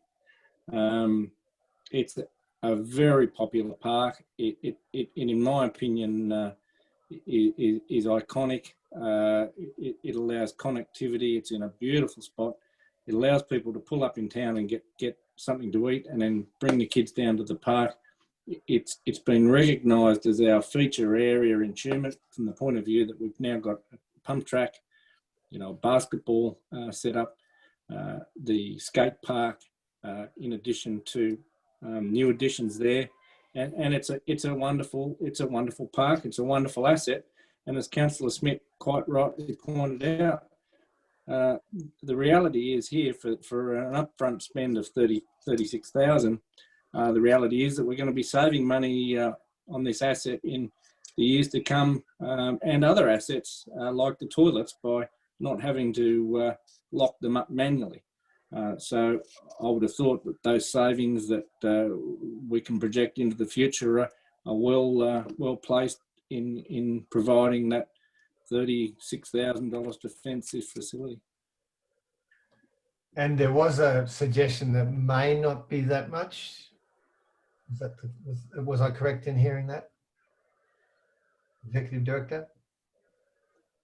Yes, through you, Mr. Mayor, the price estimate is conservative, and what I mean by that is we've allowed contingencies and probably gone a little bit higher. So yeah, I'd be hoping to make savings out of that 36,000. In particular, maintaining that connectivity to the automatic gate and potentially automatic door for the toilets. I think that'll be cheaper than what we've quoted in the report. And just to clarify, there's no chance of people getting locked in there at night? No, through you, Mr. Mayor, my understanding of the way the system works, yeah, it won't let you open the gate to walk in, but it won't stop you from opening the gate to leave either. To leave the facility. Not a child mining centre, right? Just one more quick question. What footprint will the fence take up, please, Director? Yeah, through you, Mr. Mayor, Councillor Cross, it's intended that the fence will only go around the actual flying fox. Obviously, have to be a reasonable separation so kids aren't flying off the flying fox and into the fence. But yeah, it is intended that it will only encapsulate the flying fox. The rest of the playground will remain current arrangements. And I'm sure members of the community will have some ideas they'll be able to share with us as well. I do get a bit nervous about fences and council now, but anyhow, this is where we're at. Anyone further before we move back? Someone moved that we move out of committee? Councillor Larter, Councillor Cross, all in favour? That's unanimous, thank you. Okay, so I'm happy to second it. so yes, Councillor Smith and Councillor Larter. Nothing further on that recommendation? All for, all in favour? Against? So that's 8-1. Councillor Isselman against. Thank you, councillors. Waste weekends. 11-3. Councillor Ham. Councillor Benjamin. Councillor Ham. I just think bring it on. We've been losing, the waste weekends are fabulous, and you queue up and you get rid of all your waste 4 times a year, but it is proving to be quite expensive, and quite on those weekends, you know, the big queues and people just stockpiling all their waste until those times. I think this is just excellent that we're looking at probably a fairer system, and one that may stop people stockpiling waste around the district. So, yep, I'm all for it in a trial. Thank you. Councillor Cross. I think when you could factor into it that for the 2 days free waste, which I think is dubious as to being free, the amount of waste that comes through those transfer stations is equivalent to what comes through in a year. So I think that really puts it into perspective that we need to do something better about how we manage these free waste weekends, which cost our ratepayers a significant amount of money. And I think if we can put in a system that's fair and able to be accessed by everyone in our community, including those who rent properties, including all of those who may not have cars or trailers to get to the transfer stations. I think, you know, if we can get something that's fair for everyone, then I think it's a great way of introducing our zero waste strategy. Councillor Cross, I think the problem is us as the community, in that we generate too much waste. Yep. And we throw away too much. Yeah, that's the real issue, I think. And if we are going to go to zero waste, is this the way to go? Encouraging people to hoard their things and then throw them away. Can we move to committee, please, Mr. Mayor? We can, if you need to. Yeah. Councillor Risselman, seconder. Councillor Ham. All in favour? Okay, committee. Councillor Risselman. One question I have, Mr. Mayor, is and I think the idea of running a 6-month trial for both, continuing with the 3-month, the seasonal free waste weekends along with the voucher system, but I'm wanting to know what are we going to use as our guidance to say the voucher system was successful?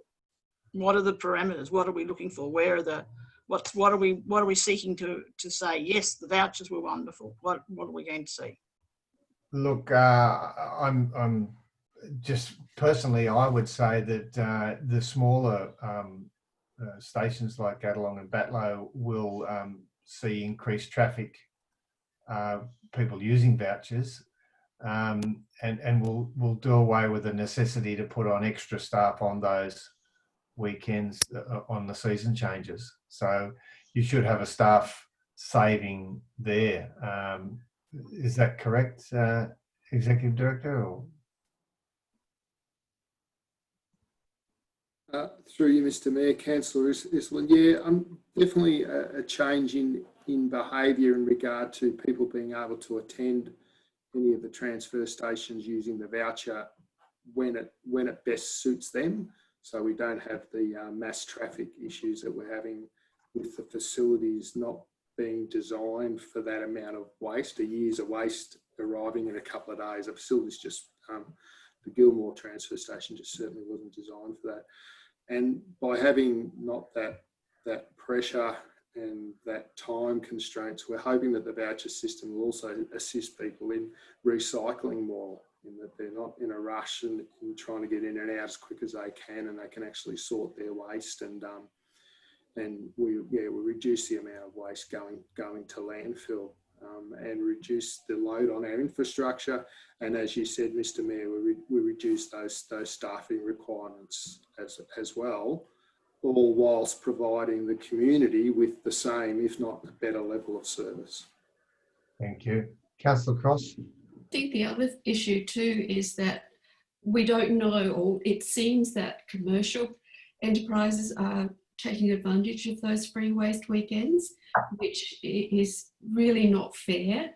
It's because it's putting a much greater stress on them. So I think, you know, if the voucher system can avoid that, and commercial enterprises have to do what they should be doing, is a much better outcome too. Thank you. Nothing else? Someone? Oh, Councillor Larder. Yeah, I was just going to say, with regard to these waste, you know, I think there's opportunity here, and you know, it should be more about that than the negative side of it. You know, I see in the media, I think it was last week, Lockhart councils started using crushed glass in their road-based product to make sewer pipes and footpaths and all sorts of things, effectively extending the life of their quarries from 5 to 7 years. I think they've used about 5,000 tonnes of crushed glass in 12 months. So, you know, I just don't think we're doing enough in that space. I mean, we talked at the start of the term about green waste recycling, and all this, it just seems to have lost its way a bit. So it should be more about, you know, looking for opportunities. And, you know, we've been to these conferences where councils are recycling mattresses, and, you know, we hear stories of truckloads of mattresses and building products being driven every day from Albury to Brisbane to be recycled. And you know, the footprint of that sort of stuff is horrendous. So, you know, as you know, we've looked at the foam.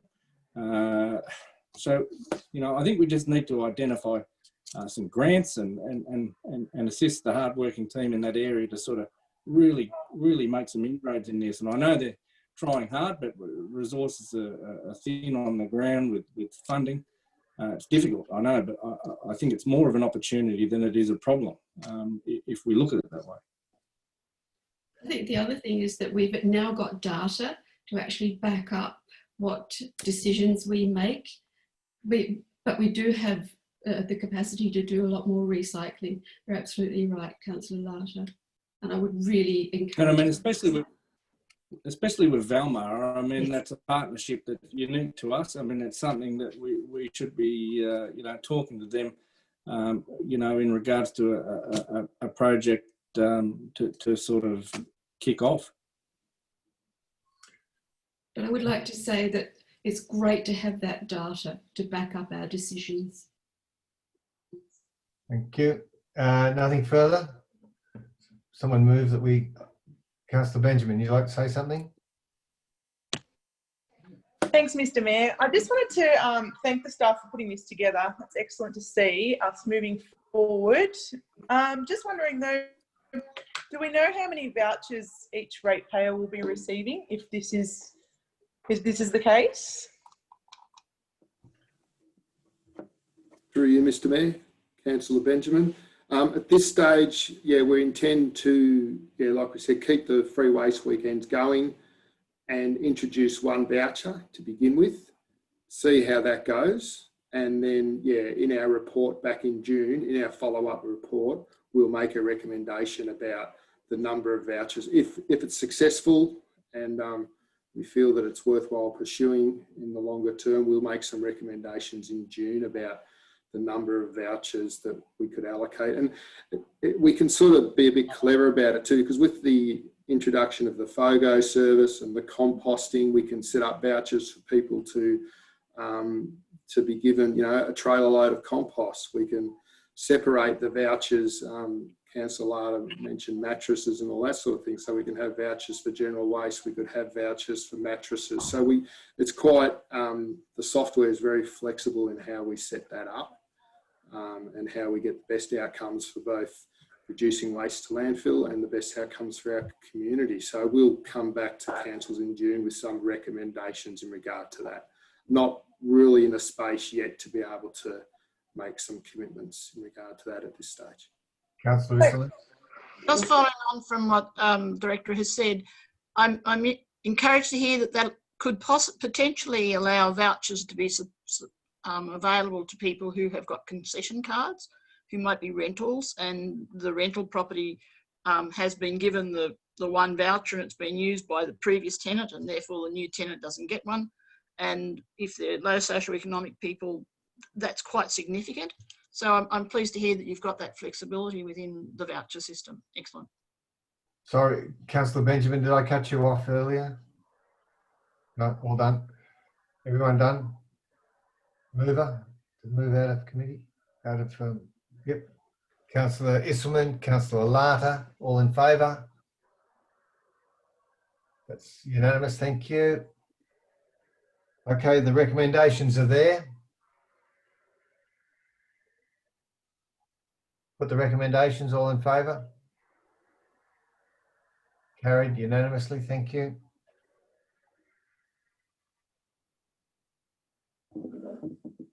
Uh, 11.4 SVC Capital Sports Grants 2021, 2020, 2021. Mover. Councillor Larder. Councillor Iselman. Congratulations to all those people all those organisations who put in grants. Any comment? All in favour? Carried unanimously, thank you. Moving on.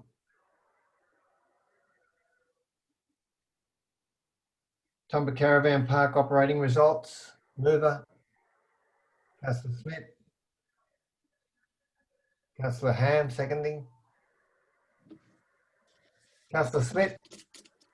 Well, this is a great result, something really worth seeing, considering the pain that this issue has caused us over the last couple of years.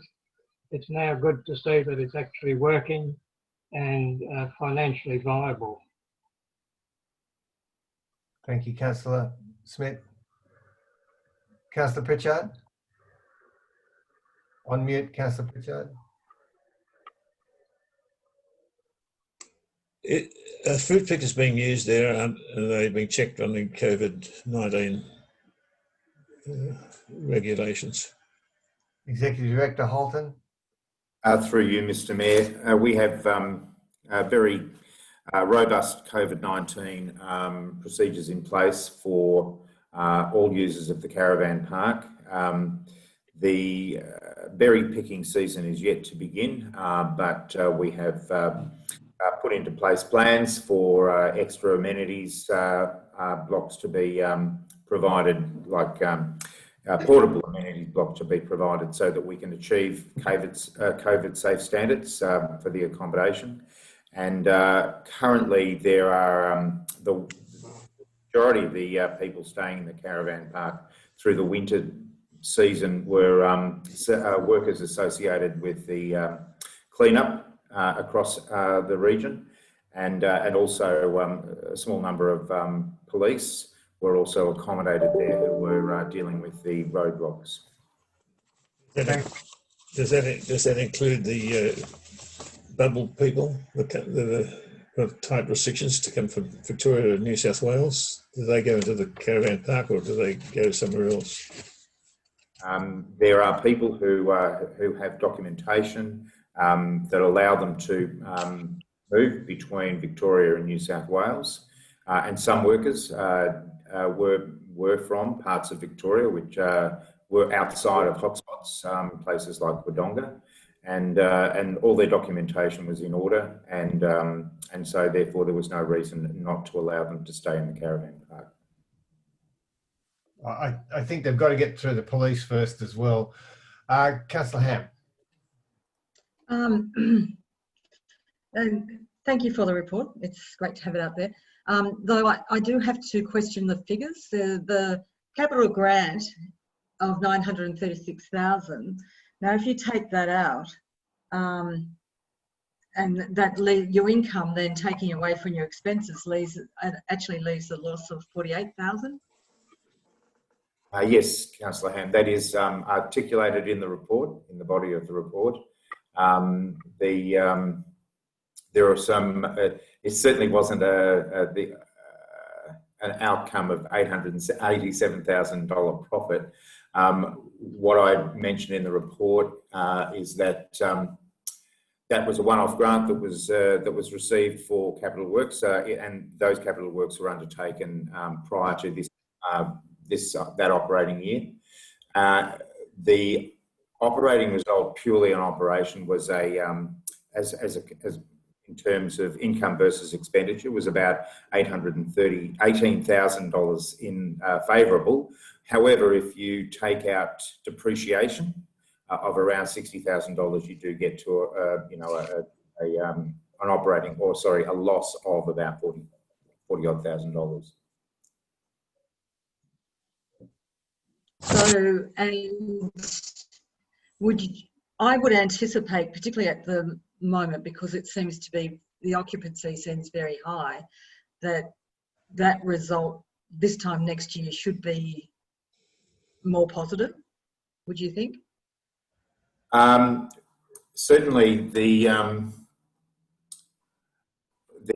occupancy at the moment has been very high, and we do have, and it needs to be appreciated. There were a number of one-off expenses that were incurred last year around setting the place up and readying it for occupation. Things like outdoor furniture, bed linen, and a range of other things that we would imagine costs will be reduced to some degree. And right now, the income projections are looking very positive.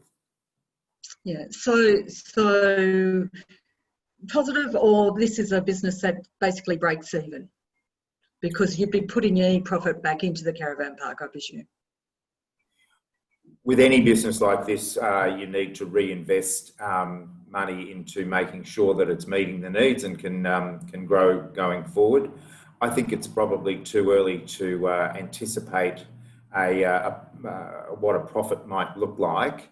Bearing in mind that the depreciation maybe wasn't based on the full year that we've seen, but that's the figure we've got. So there are some variables in there which will come into play. However, the data we are collecting now will give us a lot more, a much better basis to make a determination on how we proceed with our caravan parks.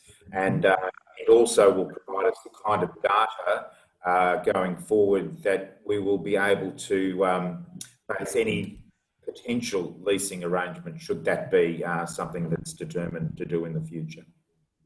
Yeah, great. Thank you. One question for Mr. Holton. Does this include the repayments on the cabins that were bought through a loan? Yes, I believe. Oh, sorry. Through you. Sorry, Mr. Mayor, I'll hand over to Suzanne. Thank you. Through you, Mr. Mayor. Yes, it does include the repayments on the loan, although the loan wasn't taken out for the whole year. It only came into effect earlier this calendar year. Okay, thank you. So can I ask where on that table is the loan? Is that under materials and contract, or there's nothing there showing that the loan has been taken out?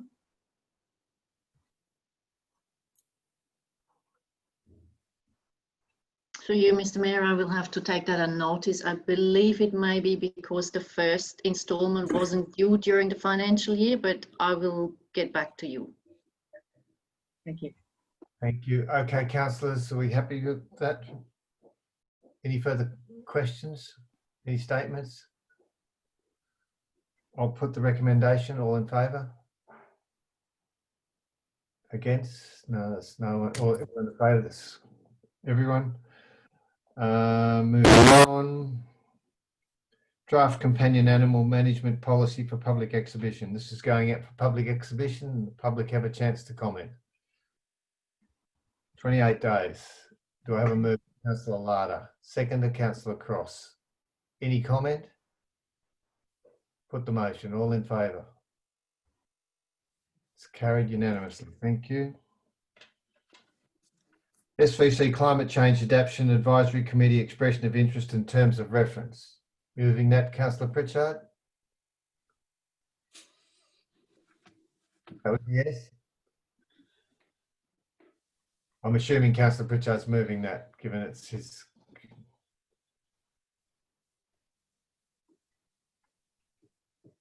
I'll second it. Councillor Trying to, Pritchard. yeah, sure. Yes, I am. I'm trying to change screens. Yep. Councillor Larder, seconding. Councillor Pritchard. I think we have to press on with this pretty smartly and to make sure it's an effective and committee and meets regularly online. Thank you. I would concur with that. Anything further? All in favour? Unanimous. Thank you again.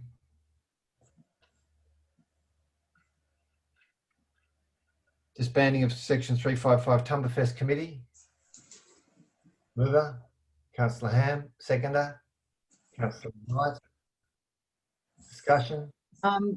Congratulations to Tumberfest to be in a situation that they are now able to do this. It's excellent. And thank you to the council who have worked very closely with Tumberfest to ensure that all the assets do transfer, you know, and helped with getting them incorporated. This is, well, on the road to incorporation. My only point, I'd like to make an amendment to point number 5, endorse a new sponsorship agreement between Snowy Valleys Council and Tumberfest Incorporated. Now that sponsorship agreement is, which is sent through by the wonderful facilitator Carly, but is for 3 years. I know that Tumberfest, being, you know, one of the premier events in the whole Snowy Valleys Council, brings lots of people, generates money and goodwill everywhere. I would like some assurity ongoing forever for continuing councils that there will be an ongoing sponsorship program to support Tumberfest, because that sponsorship program is very much a lot of in-kind, and Tumberfest would be in a lot of trouble if they did not have that in-kind support from council.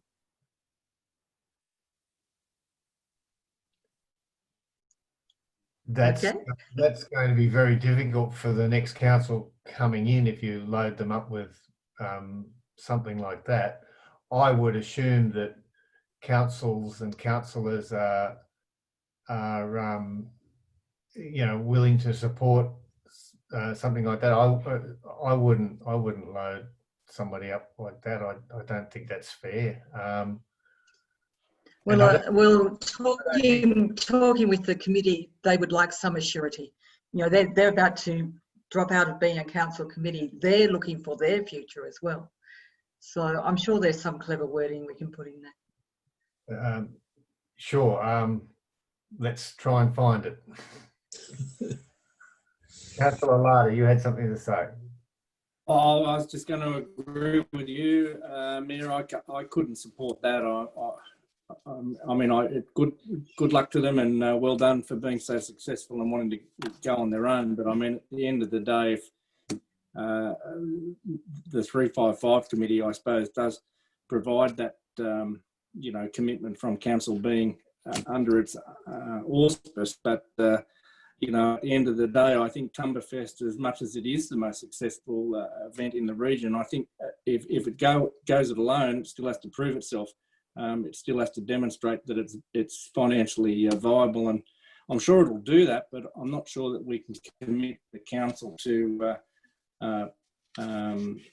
future councils to propping it up with unspecified costs. So maybe if we put the lines and encourage future councils to continue with the sponsorship. Oh, that's meaningless. Well, but then you're looking at the side from Tumberfest going, well, we're putting ourselves on the line here. You know, they do want some assurity. We're just encouraging them. Yeah, look, I don't think you can mandate what a future council will do. That's just got rescission motion written all over it, I guess, or notice of motion, and that could end up messy. So I think probably that's a notice of intent, but it's not really committing anything. Councillor Isselman.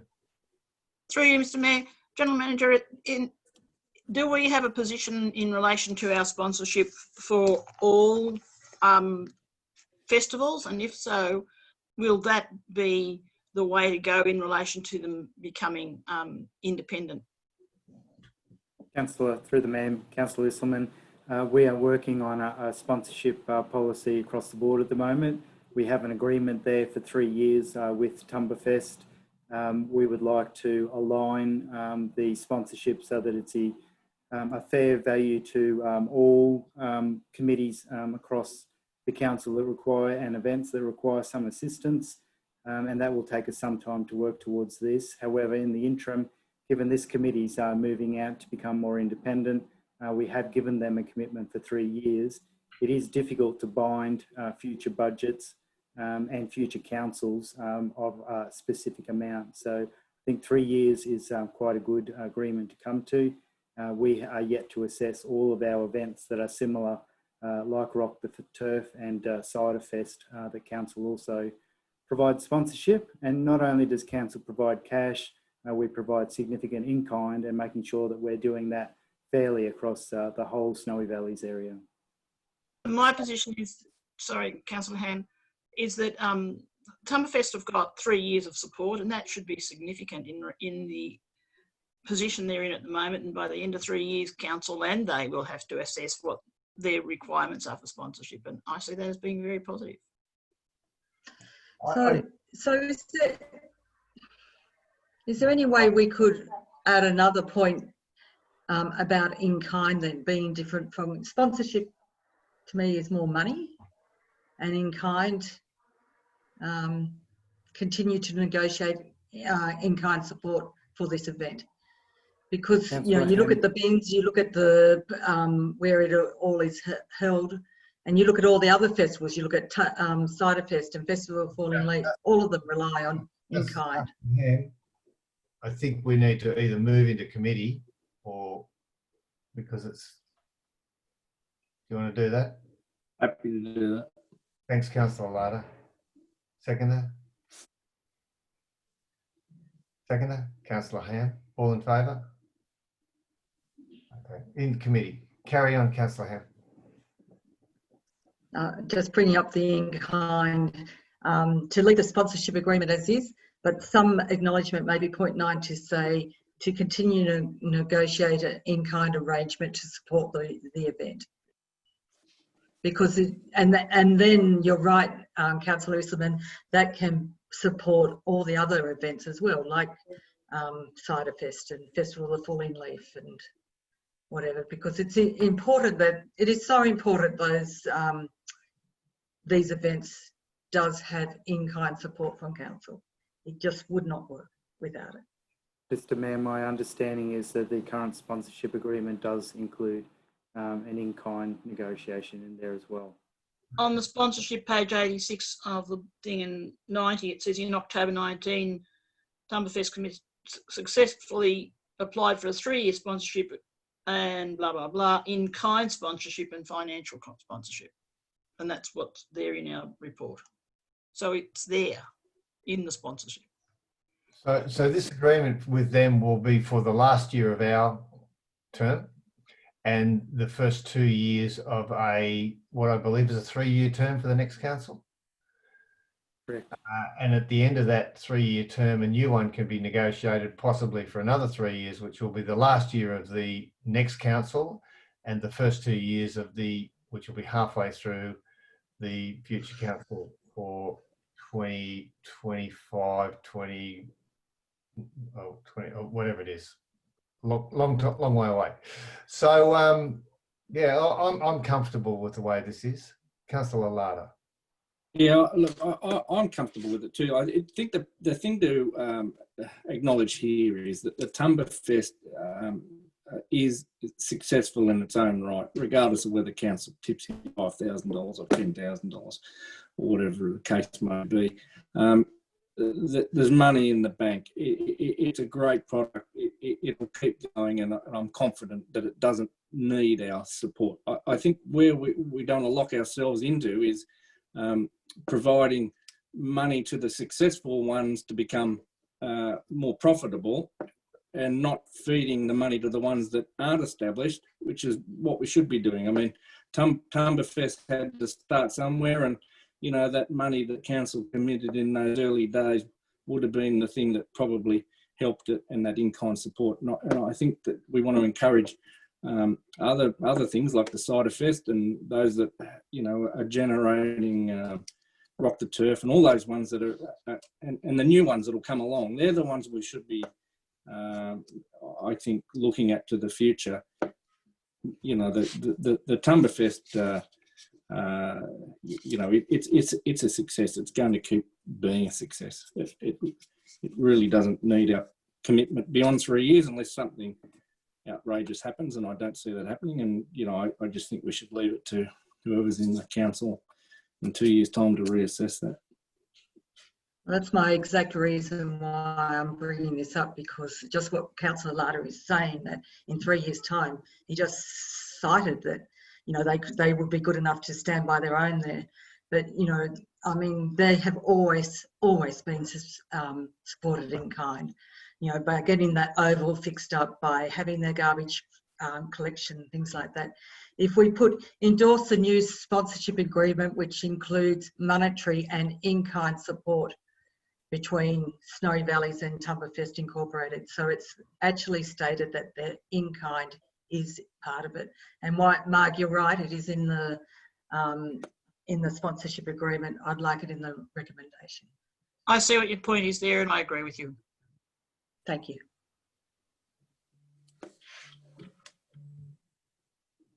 So what are you proposing? So point 5, endorse the new sponsorship agreement, which includes monetary and in-kind support between Snowy Valleys Council and Tumberfest Incorporated. Okay, yep. Which is just saying. What's already in the, but it's in the motion as well. I wanted it in the recommendation. Okay, no problem with that. Okay, can we move back out? Councillor Isselman, Councillor Ham. Why can't we do that after we've developed the policy, though? We haven't even got the policy. Through the chair, No, we've got a councillors, sponsorship agreement. We do have a sponsorship policy. Sorry, I was incorrect there. We do have a policy. It does talk about a transition from when that policy was adopted in 2018. But it's based on every application that comes in. And at the moment, we are looking at those events on a one-off sponsorship basis, not how we do that across the board as one SVC. So my intent is that we need to look at one SVC and make sure all events are treated equitably. Well, you're not doing that if you're giving this one special attention. We're not giving it special attention. We're endorsing the new sponsorship agreement to inform, what did we say, including monetary and inclined. So we're endorsing it for 3 years. It's already there. If you look at it's already there. Yeah, I understand the 3 years. It's just I want the word in kind in the recommendations. So when the recommendations were looked at again, it goes, oh yes, it did include in kind. Yeah. And that. But you're not extending it beyond the 3 years. No. There's nothing, no mention there at all. I didn't win that. Maybe endorse the current sponsorship agreement, because it was last year. Yeah. Yeah. Rather than looking at a new sponsorship, the current sponsorship agreement. Yep, that's better wording. Okay. Thank you, councillors. Can we move out of committee now? We have to move in a second. but we didn't put the motion. All in favour? That's carried unanimously. Sorry, So Mr. Mayor, who was the mover and seconder then? that was Councillor Risselman and Councillor Ham. Thank you. Is that correct? We're out of committee. We've got the motion and we've got a mover and a seconder. Are both the mover and a seconder happy with those amendments? Yep. Chairman, right. There's been enough discussion. Put the motion. All in favour? Carried unanimously. Thank you.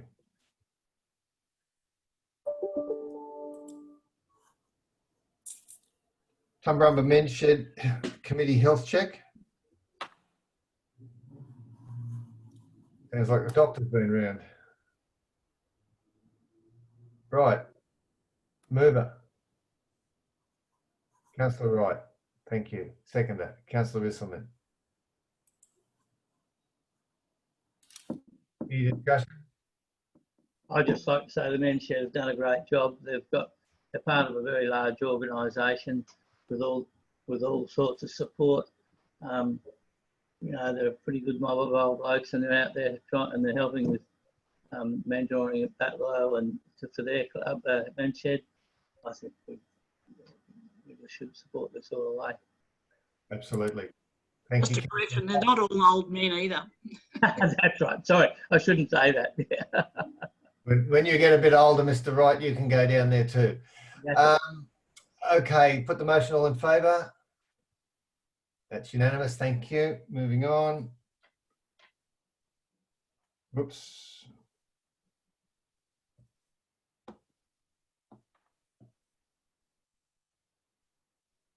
I've had a computer malfunction, sorry.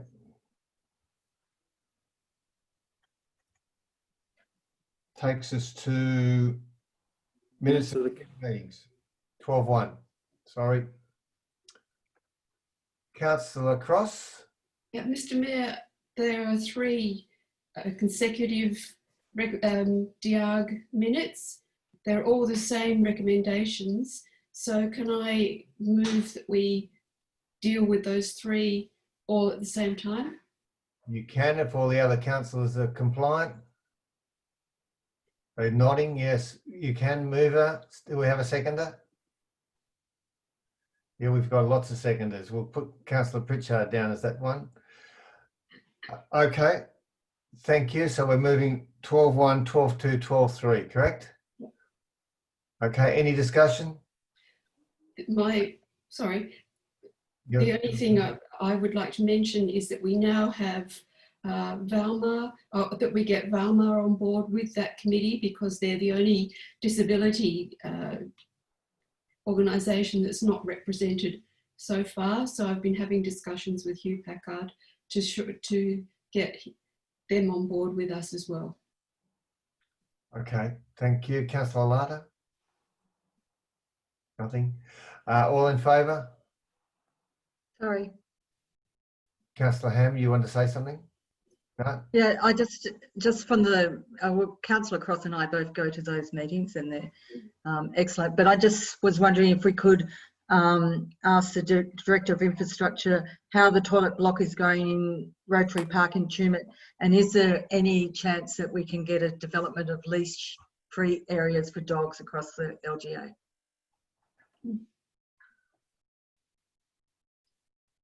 Executive Director?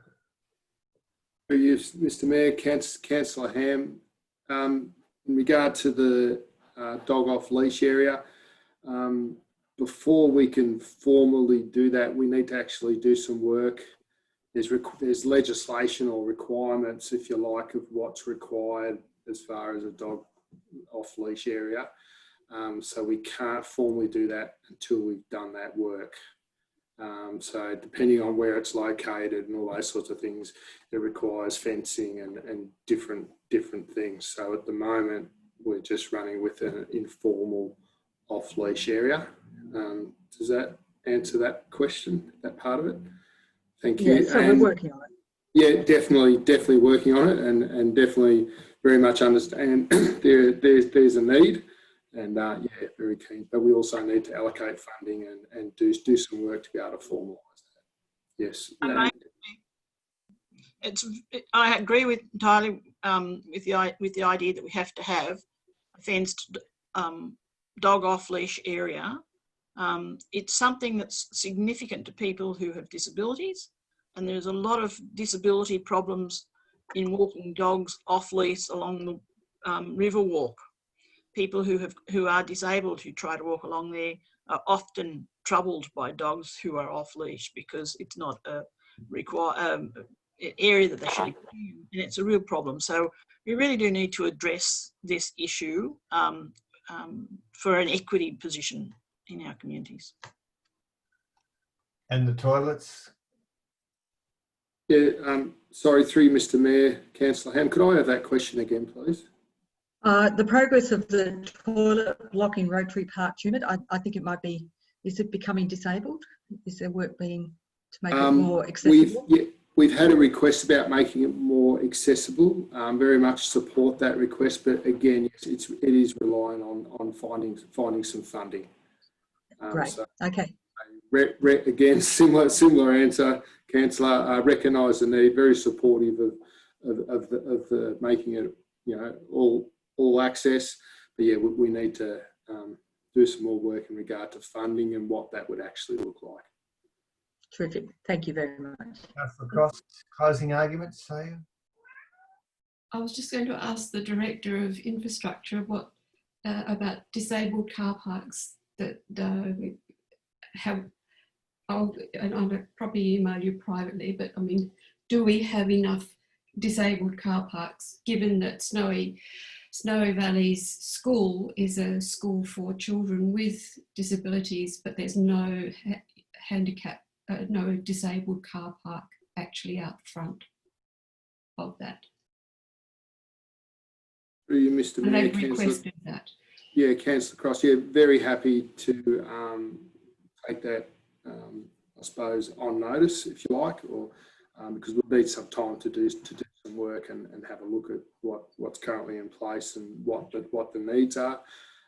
So yeah, any information you can provide us to help with that, much appreciated, and we'll check it out for sure. It'd be very good to have an audit, I think, of our disabled car parks. Thank you. Can I put the motion now? Yes. All in favour? Thank you. That's unanimous. Thank you.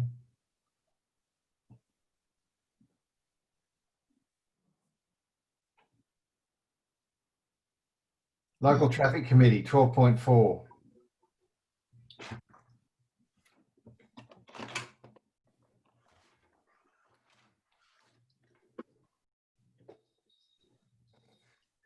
Yes, thank you, Councillor Ham. Had a visitor. Councillor Isselman.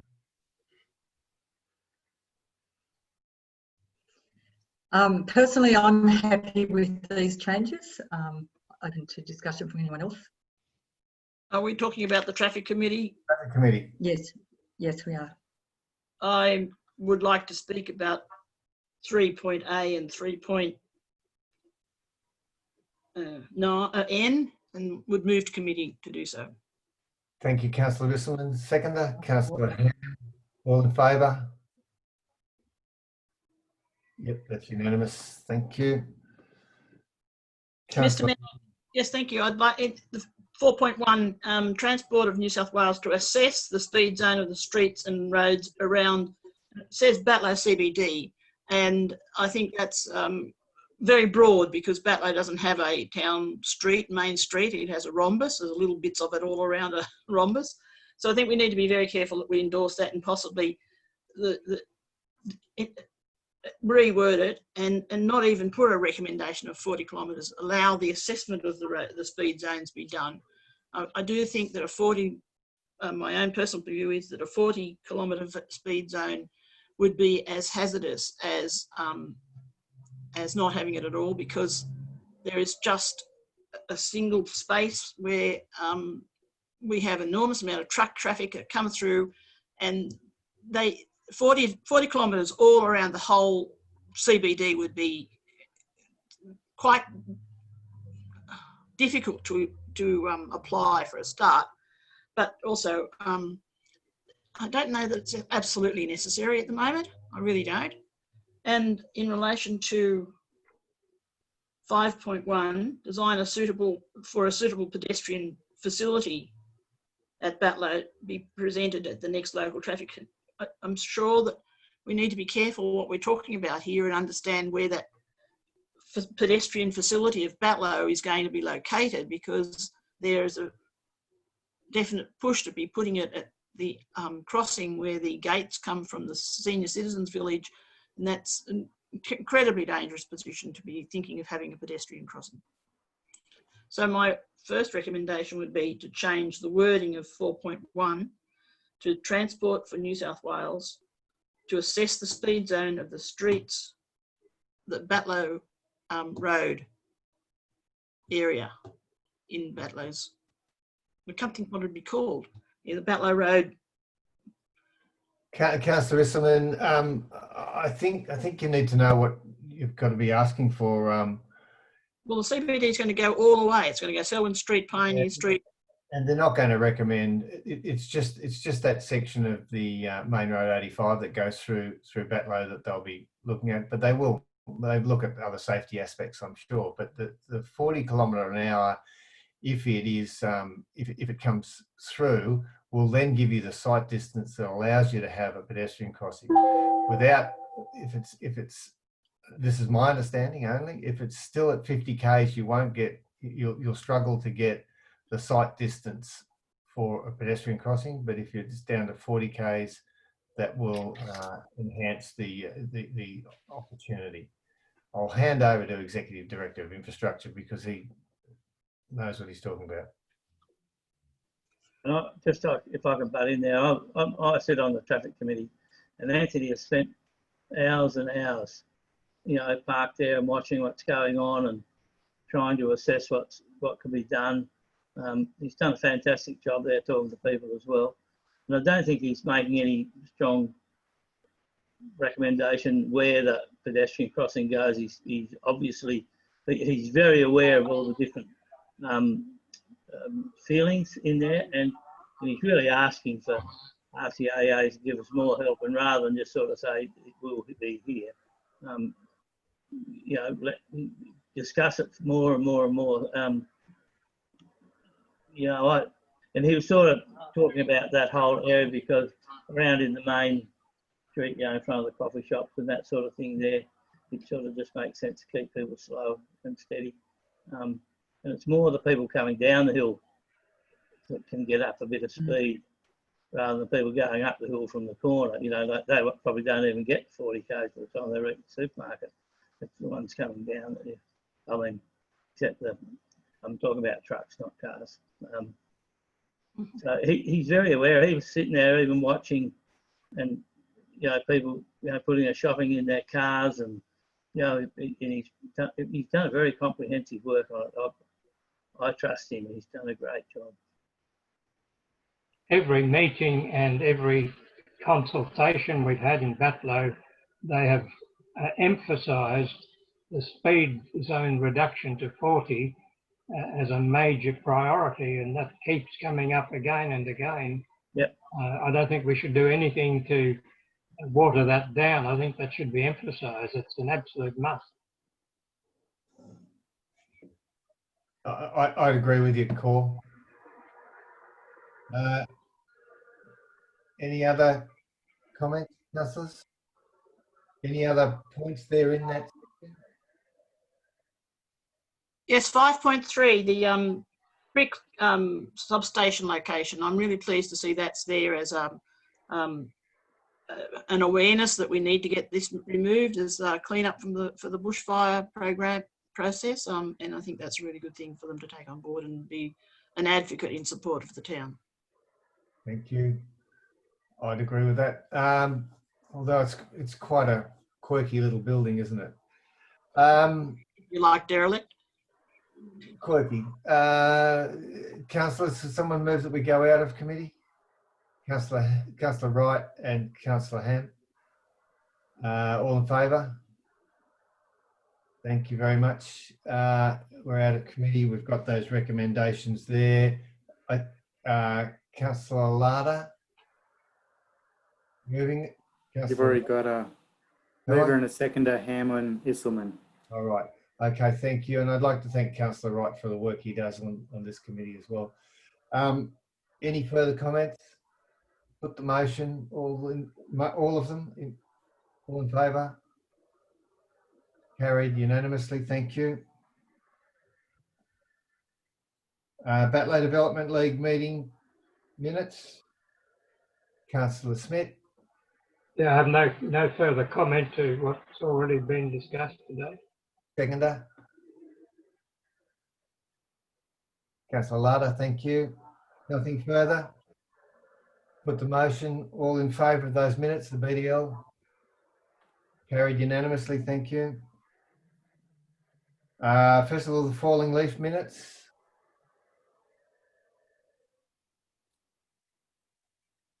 Councillor Isselman, Councillor Smith. Happy with those recommendations? All in favour? Carried unanimously. Thank you. Thanks, Councillor Benjamin. Gotcha. Can Coburn United Volunteers Association Committee. Councillor Ham. Councillor Wright.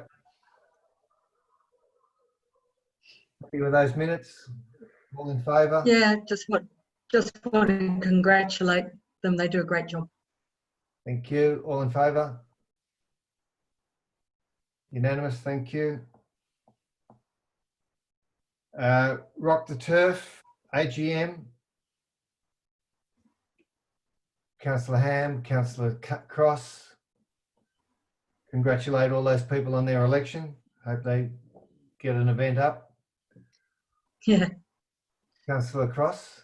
Just to let you know that probably the date for Rock the Turf will change to the week before that, because there's a conflict. So it'll probably be the 13th of March. There's a conflict with a wedding. Okay. Can't have that. All in favour of those minutes? It's unanimous, thank you.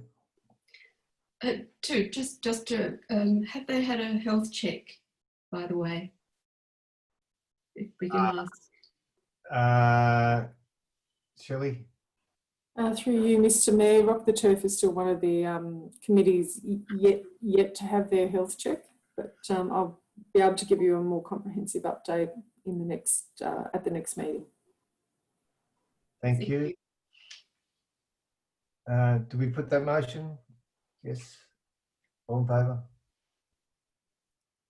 In favour. One more to go. Thank you. All there. Unanimous. Councillors, that concludes the ordinary meeting. Councillors, where councillors participate in meetings remotely or by audio link, they continue to be obliged to protect any confidential information considered at the meeting. Where meetings are closed to the public under Section 10A of the Act, councillors should ensure they participate in the meeting in a location where they cannot be seen or heard by anyone else. Councillors, do we have a mover to move into confidential? Councillor Latta, Councillor, all in favour? Sorry, who was the seconder there, Mr. Mayor? Councillor Smith. Councillor Smith, thank you. All in favour? Yes, unanimous. Thank you. We'll move into confidential.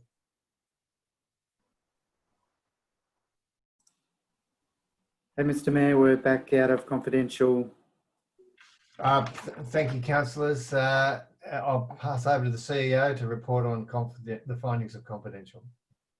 Thank you, Mr. Mayor. In relation to item 13.1, Resource Recovery Services Agreement, Snowy Valleys Council and Valmar, Council has resolved the Council received this report on the new Resource Recovery Services Agreement from the Executive Director Infrastructure.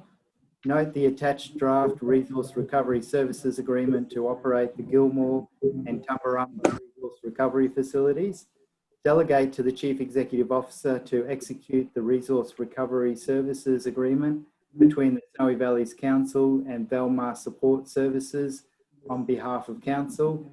Approve the sale of heavy machinery to Valmar for an agreed amount of $20,000, subject to the execution of an agreement by both parties.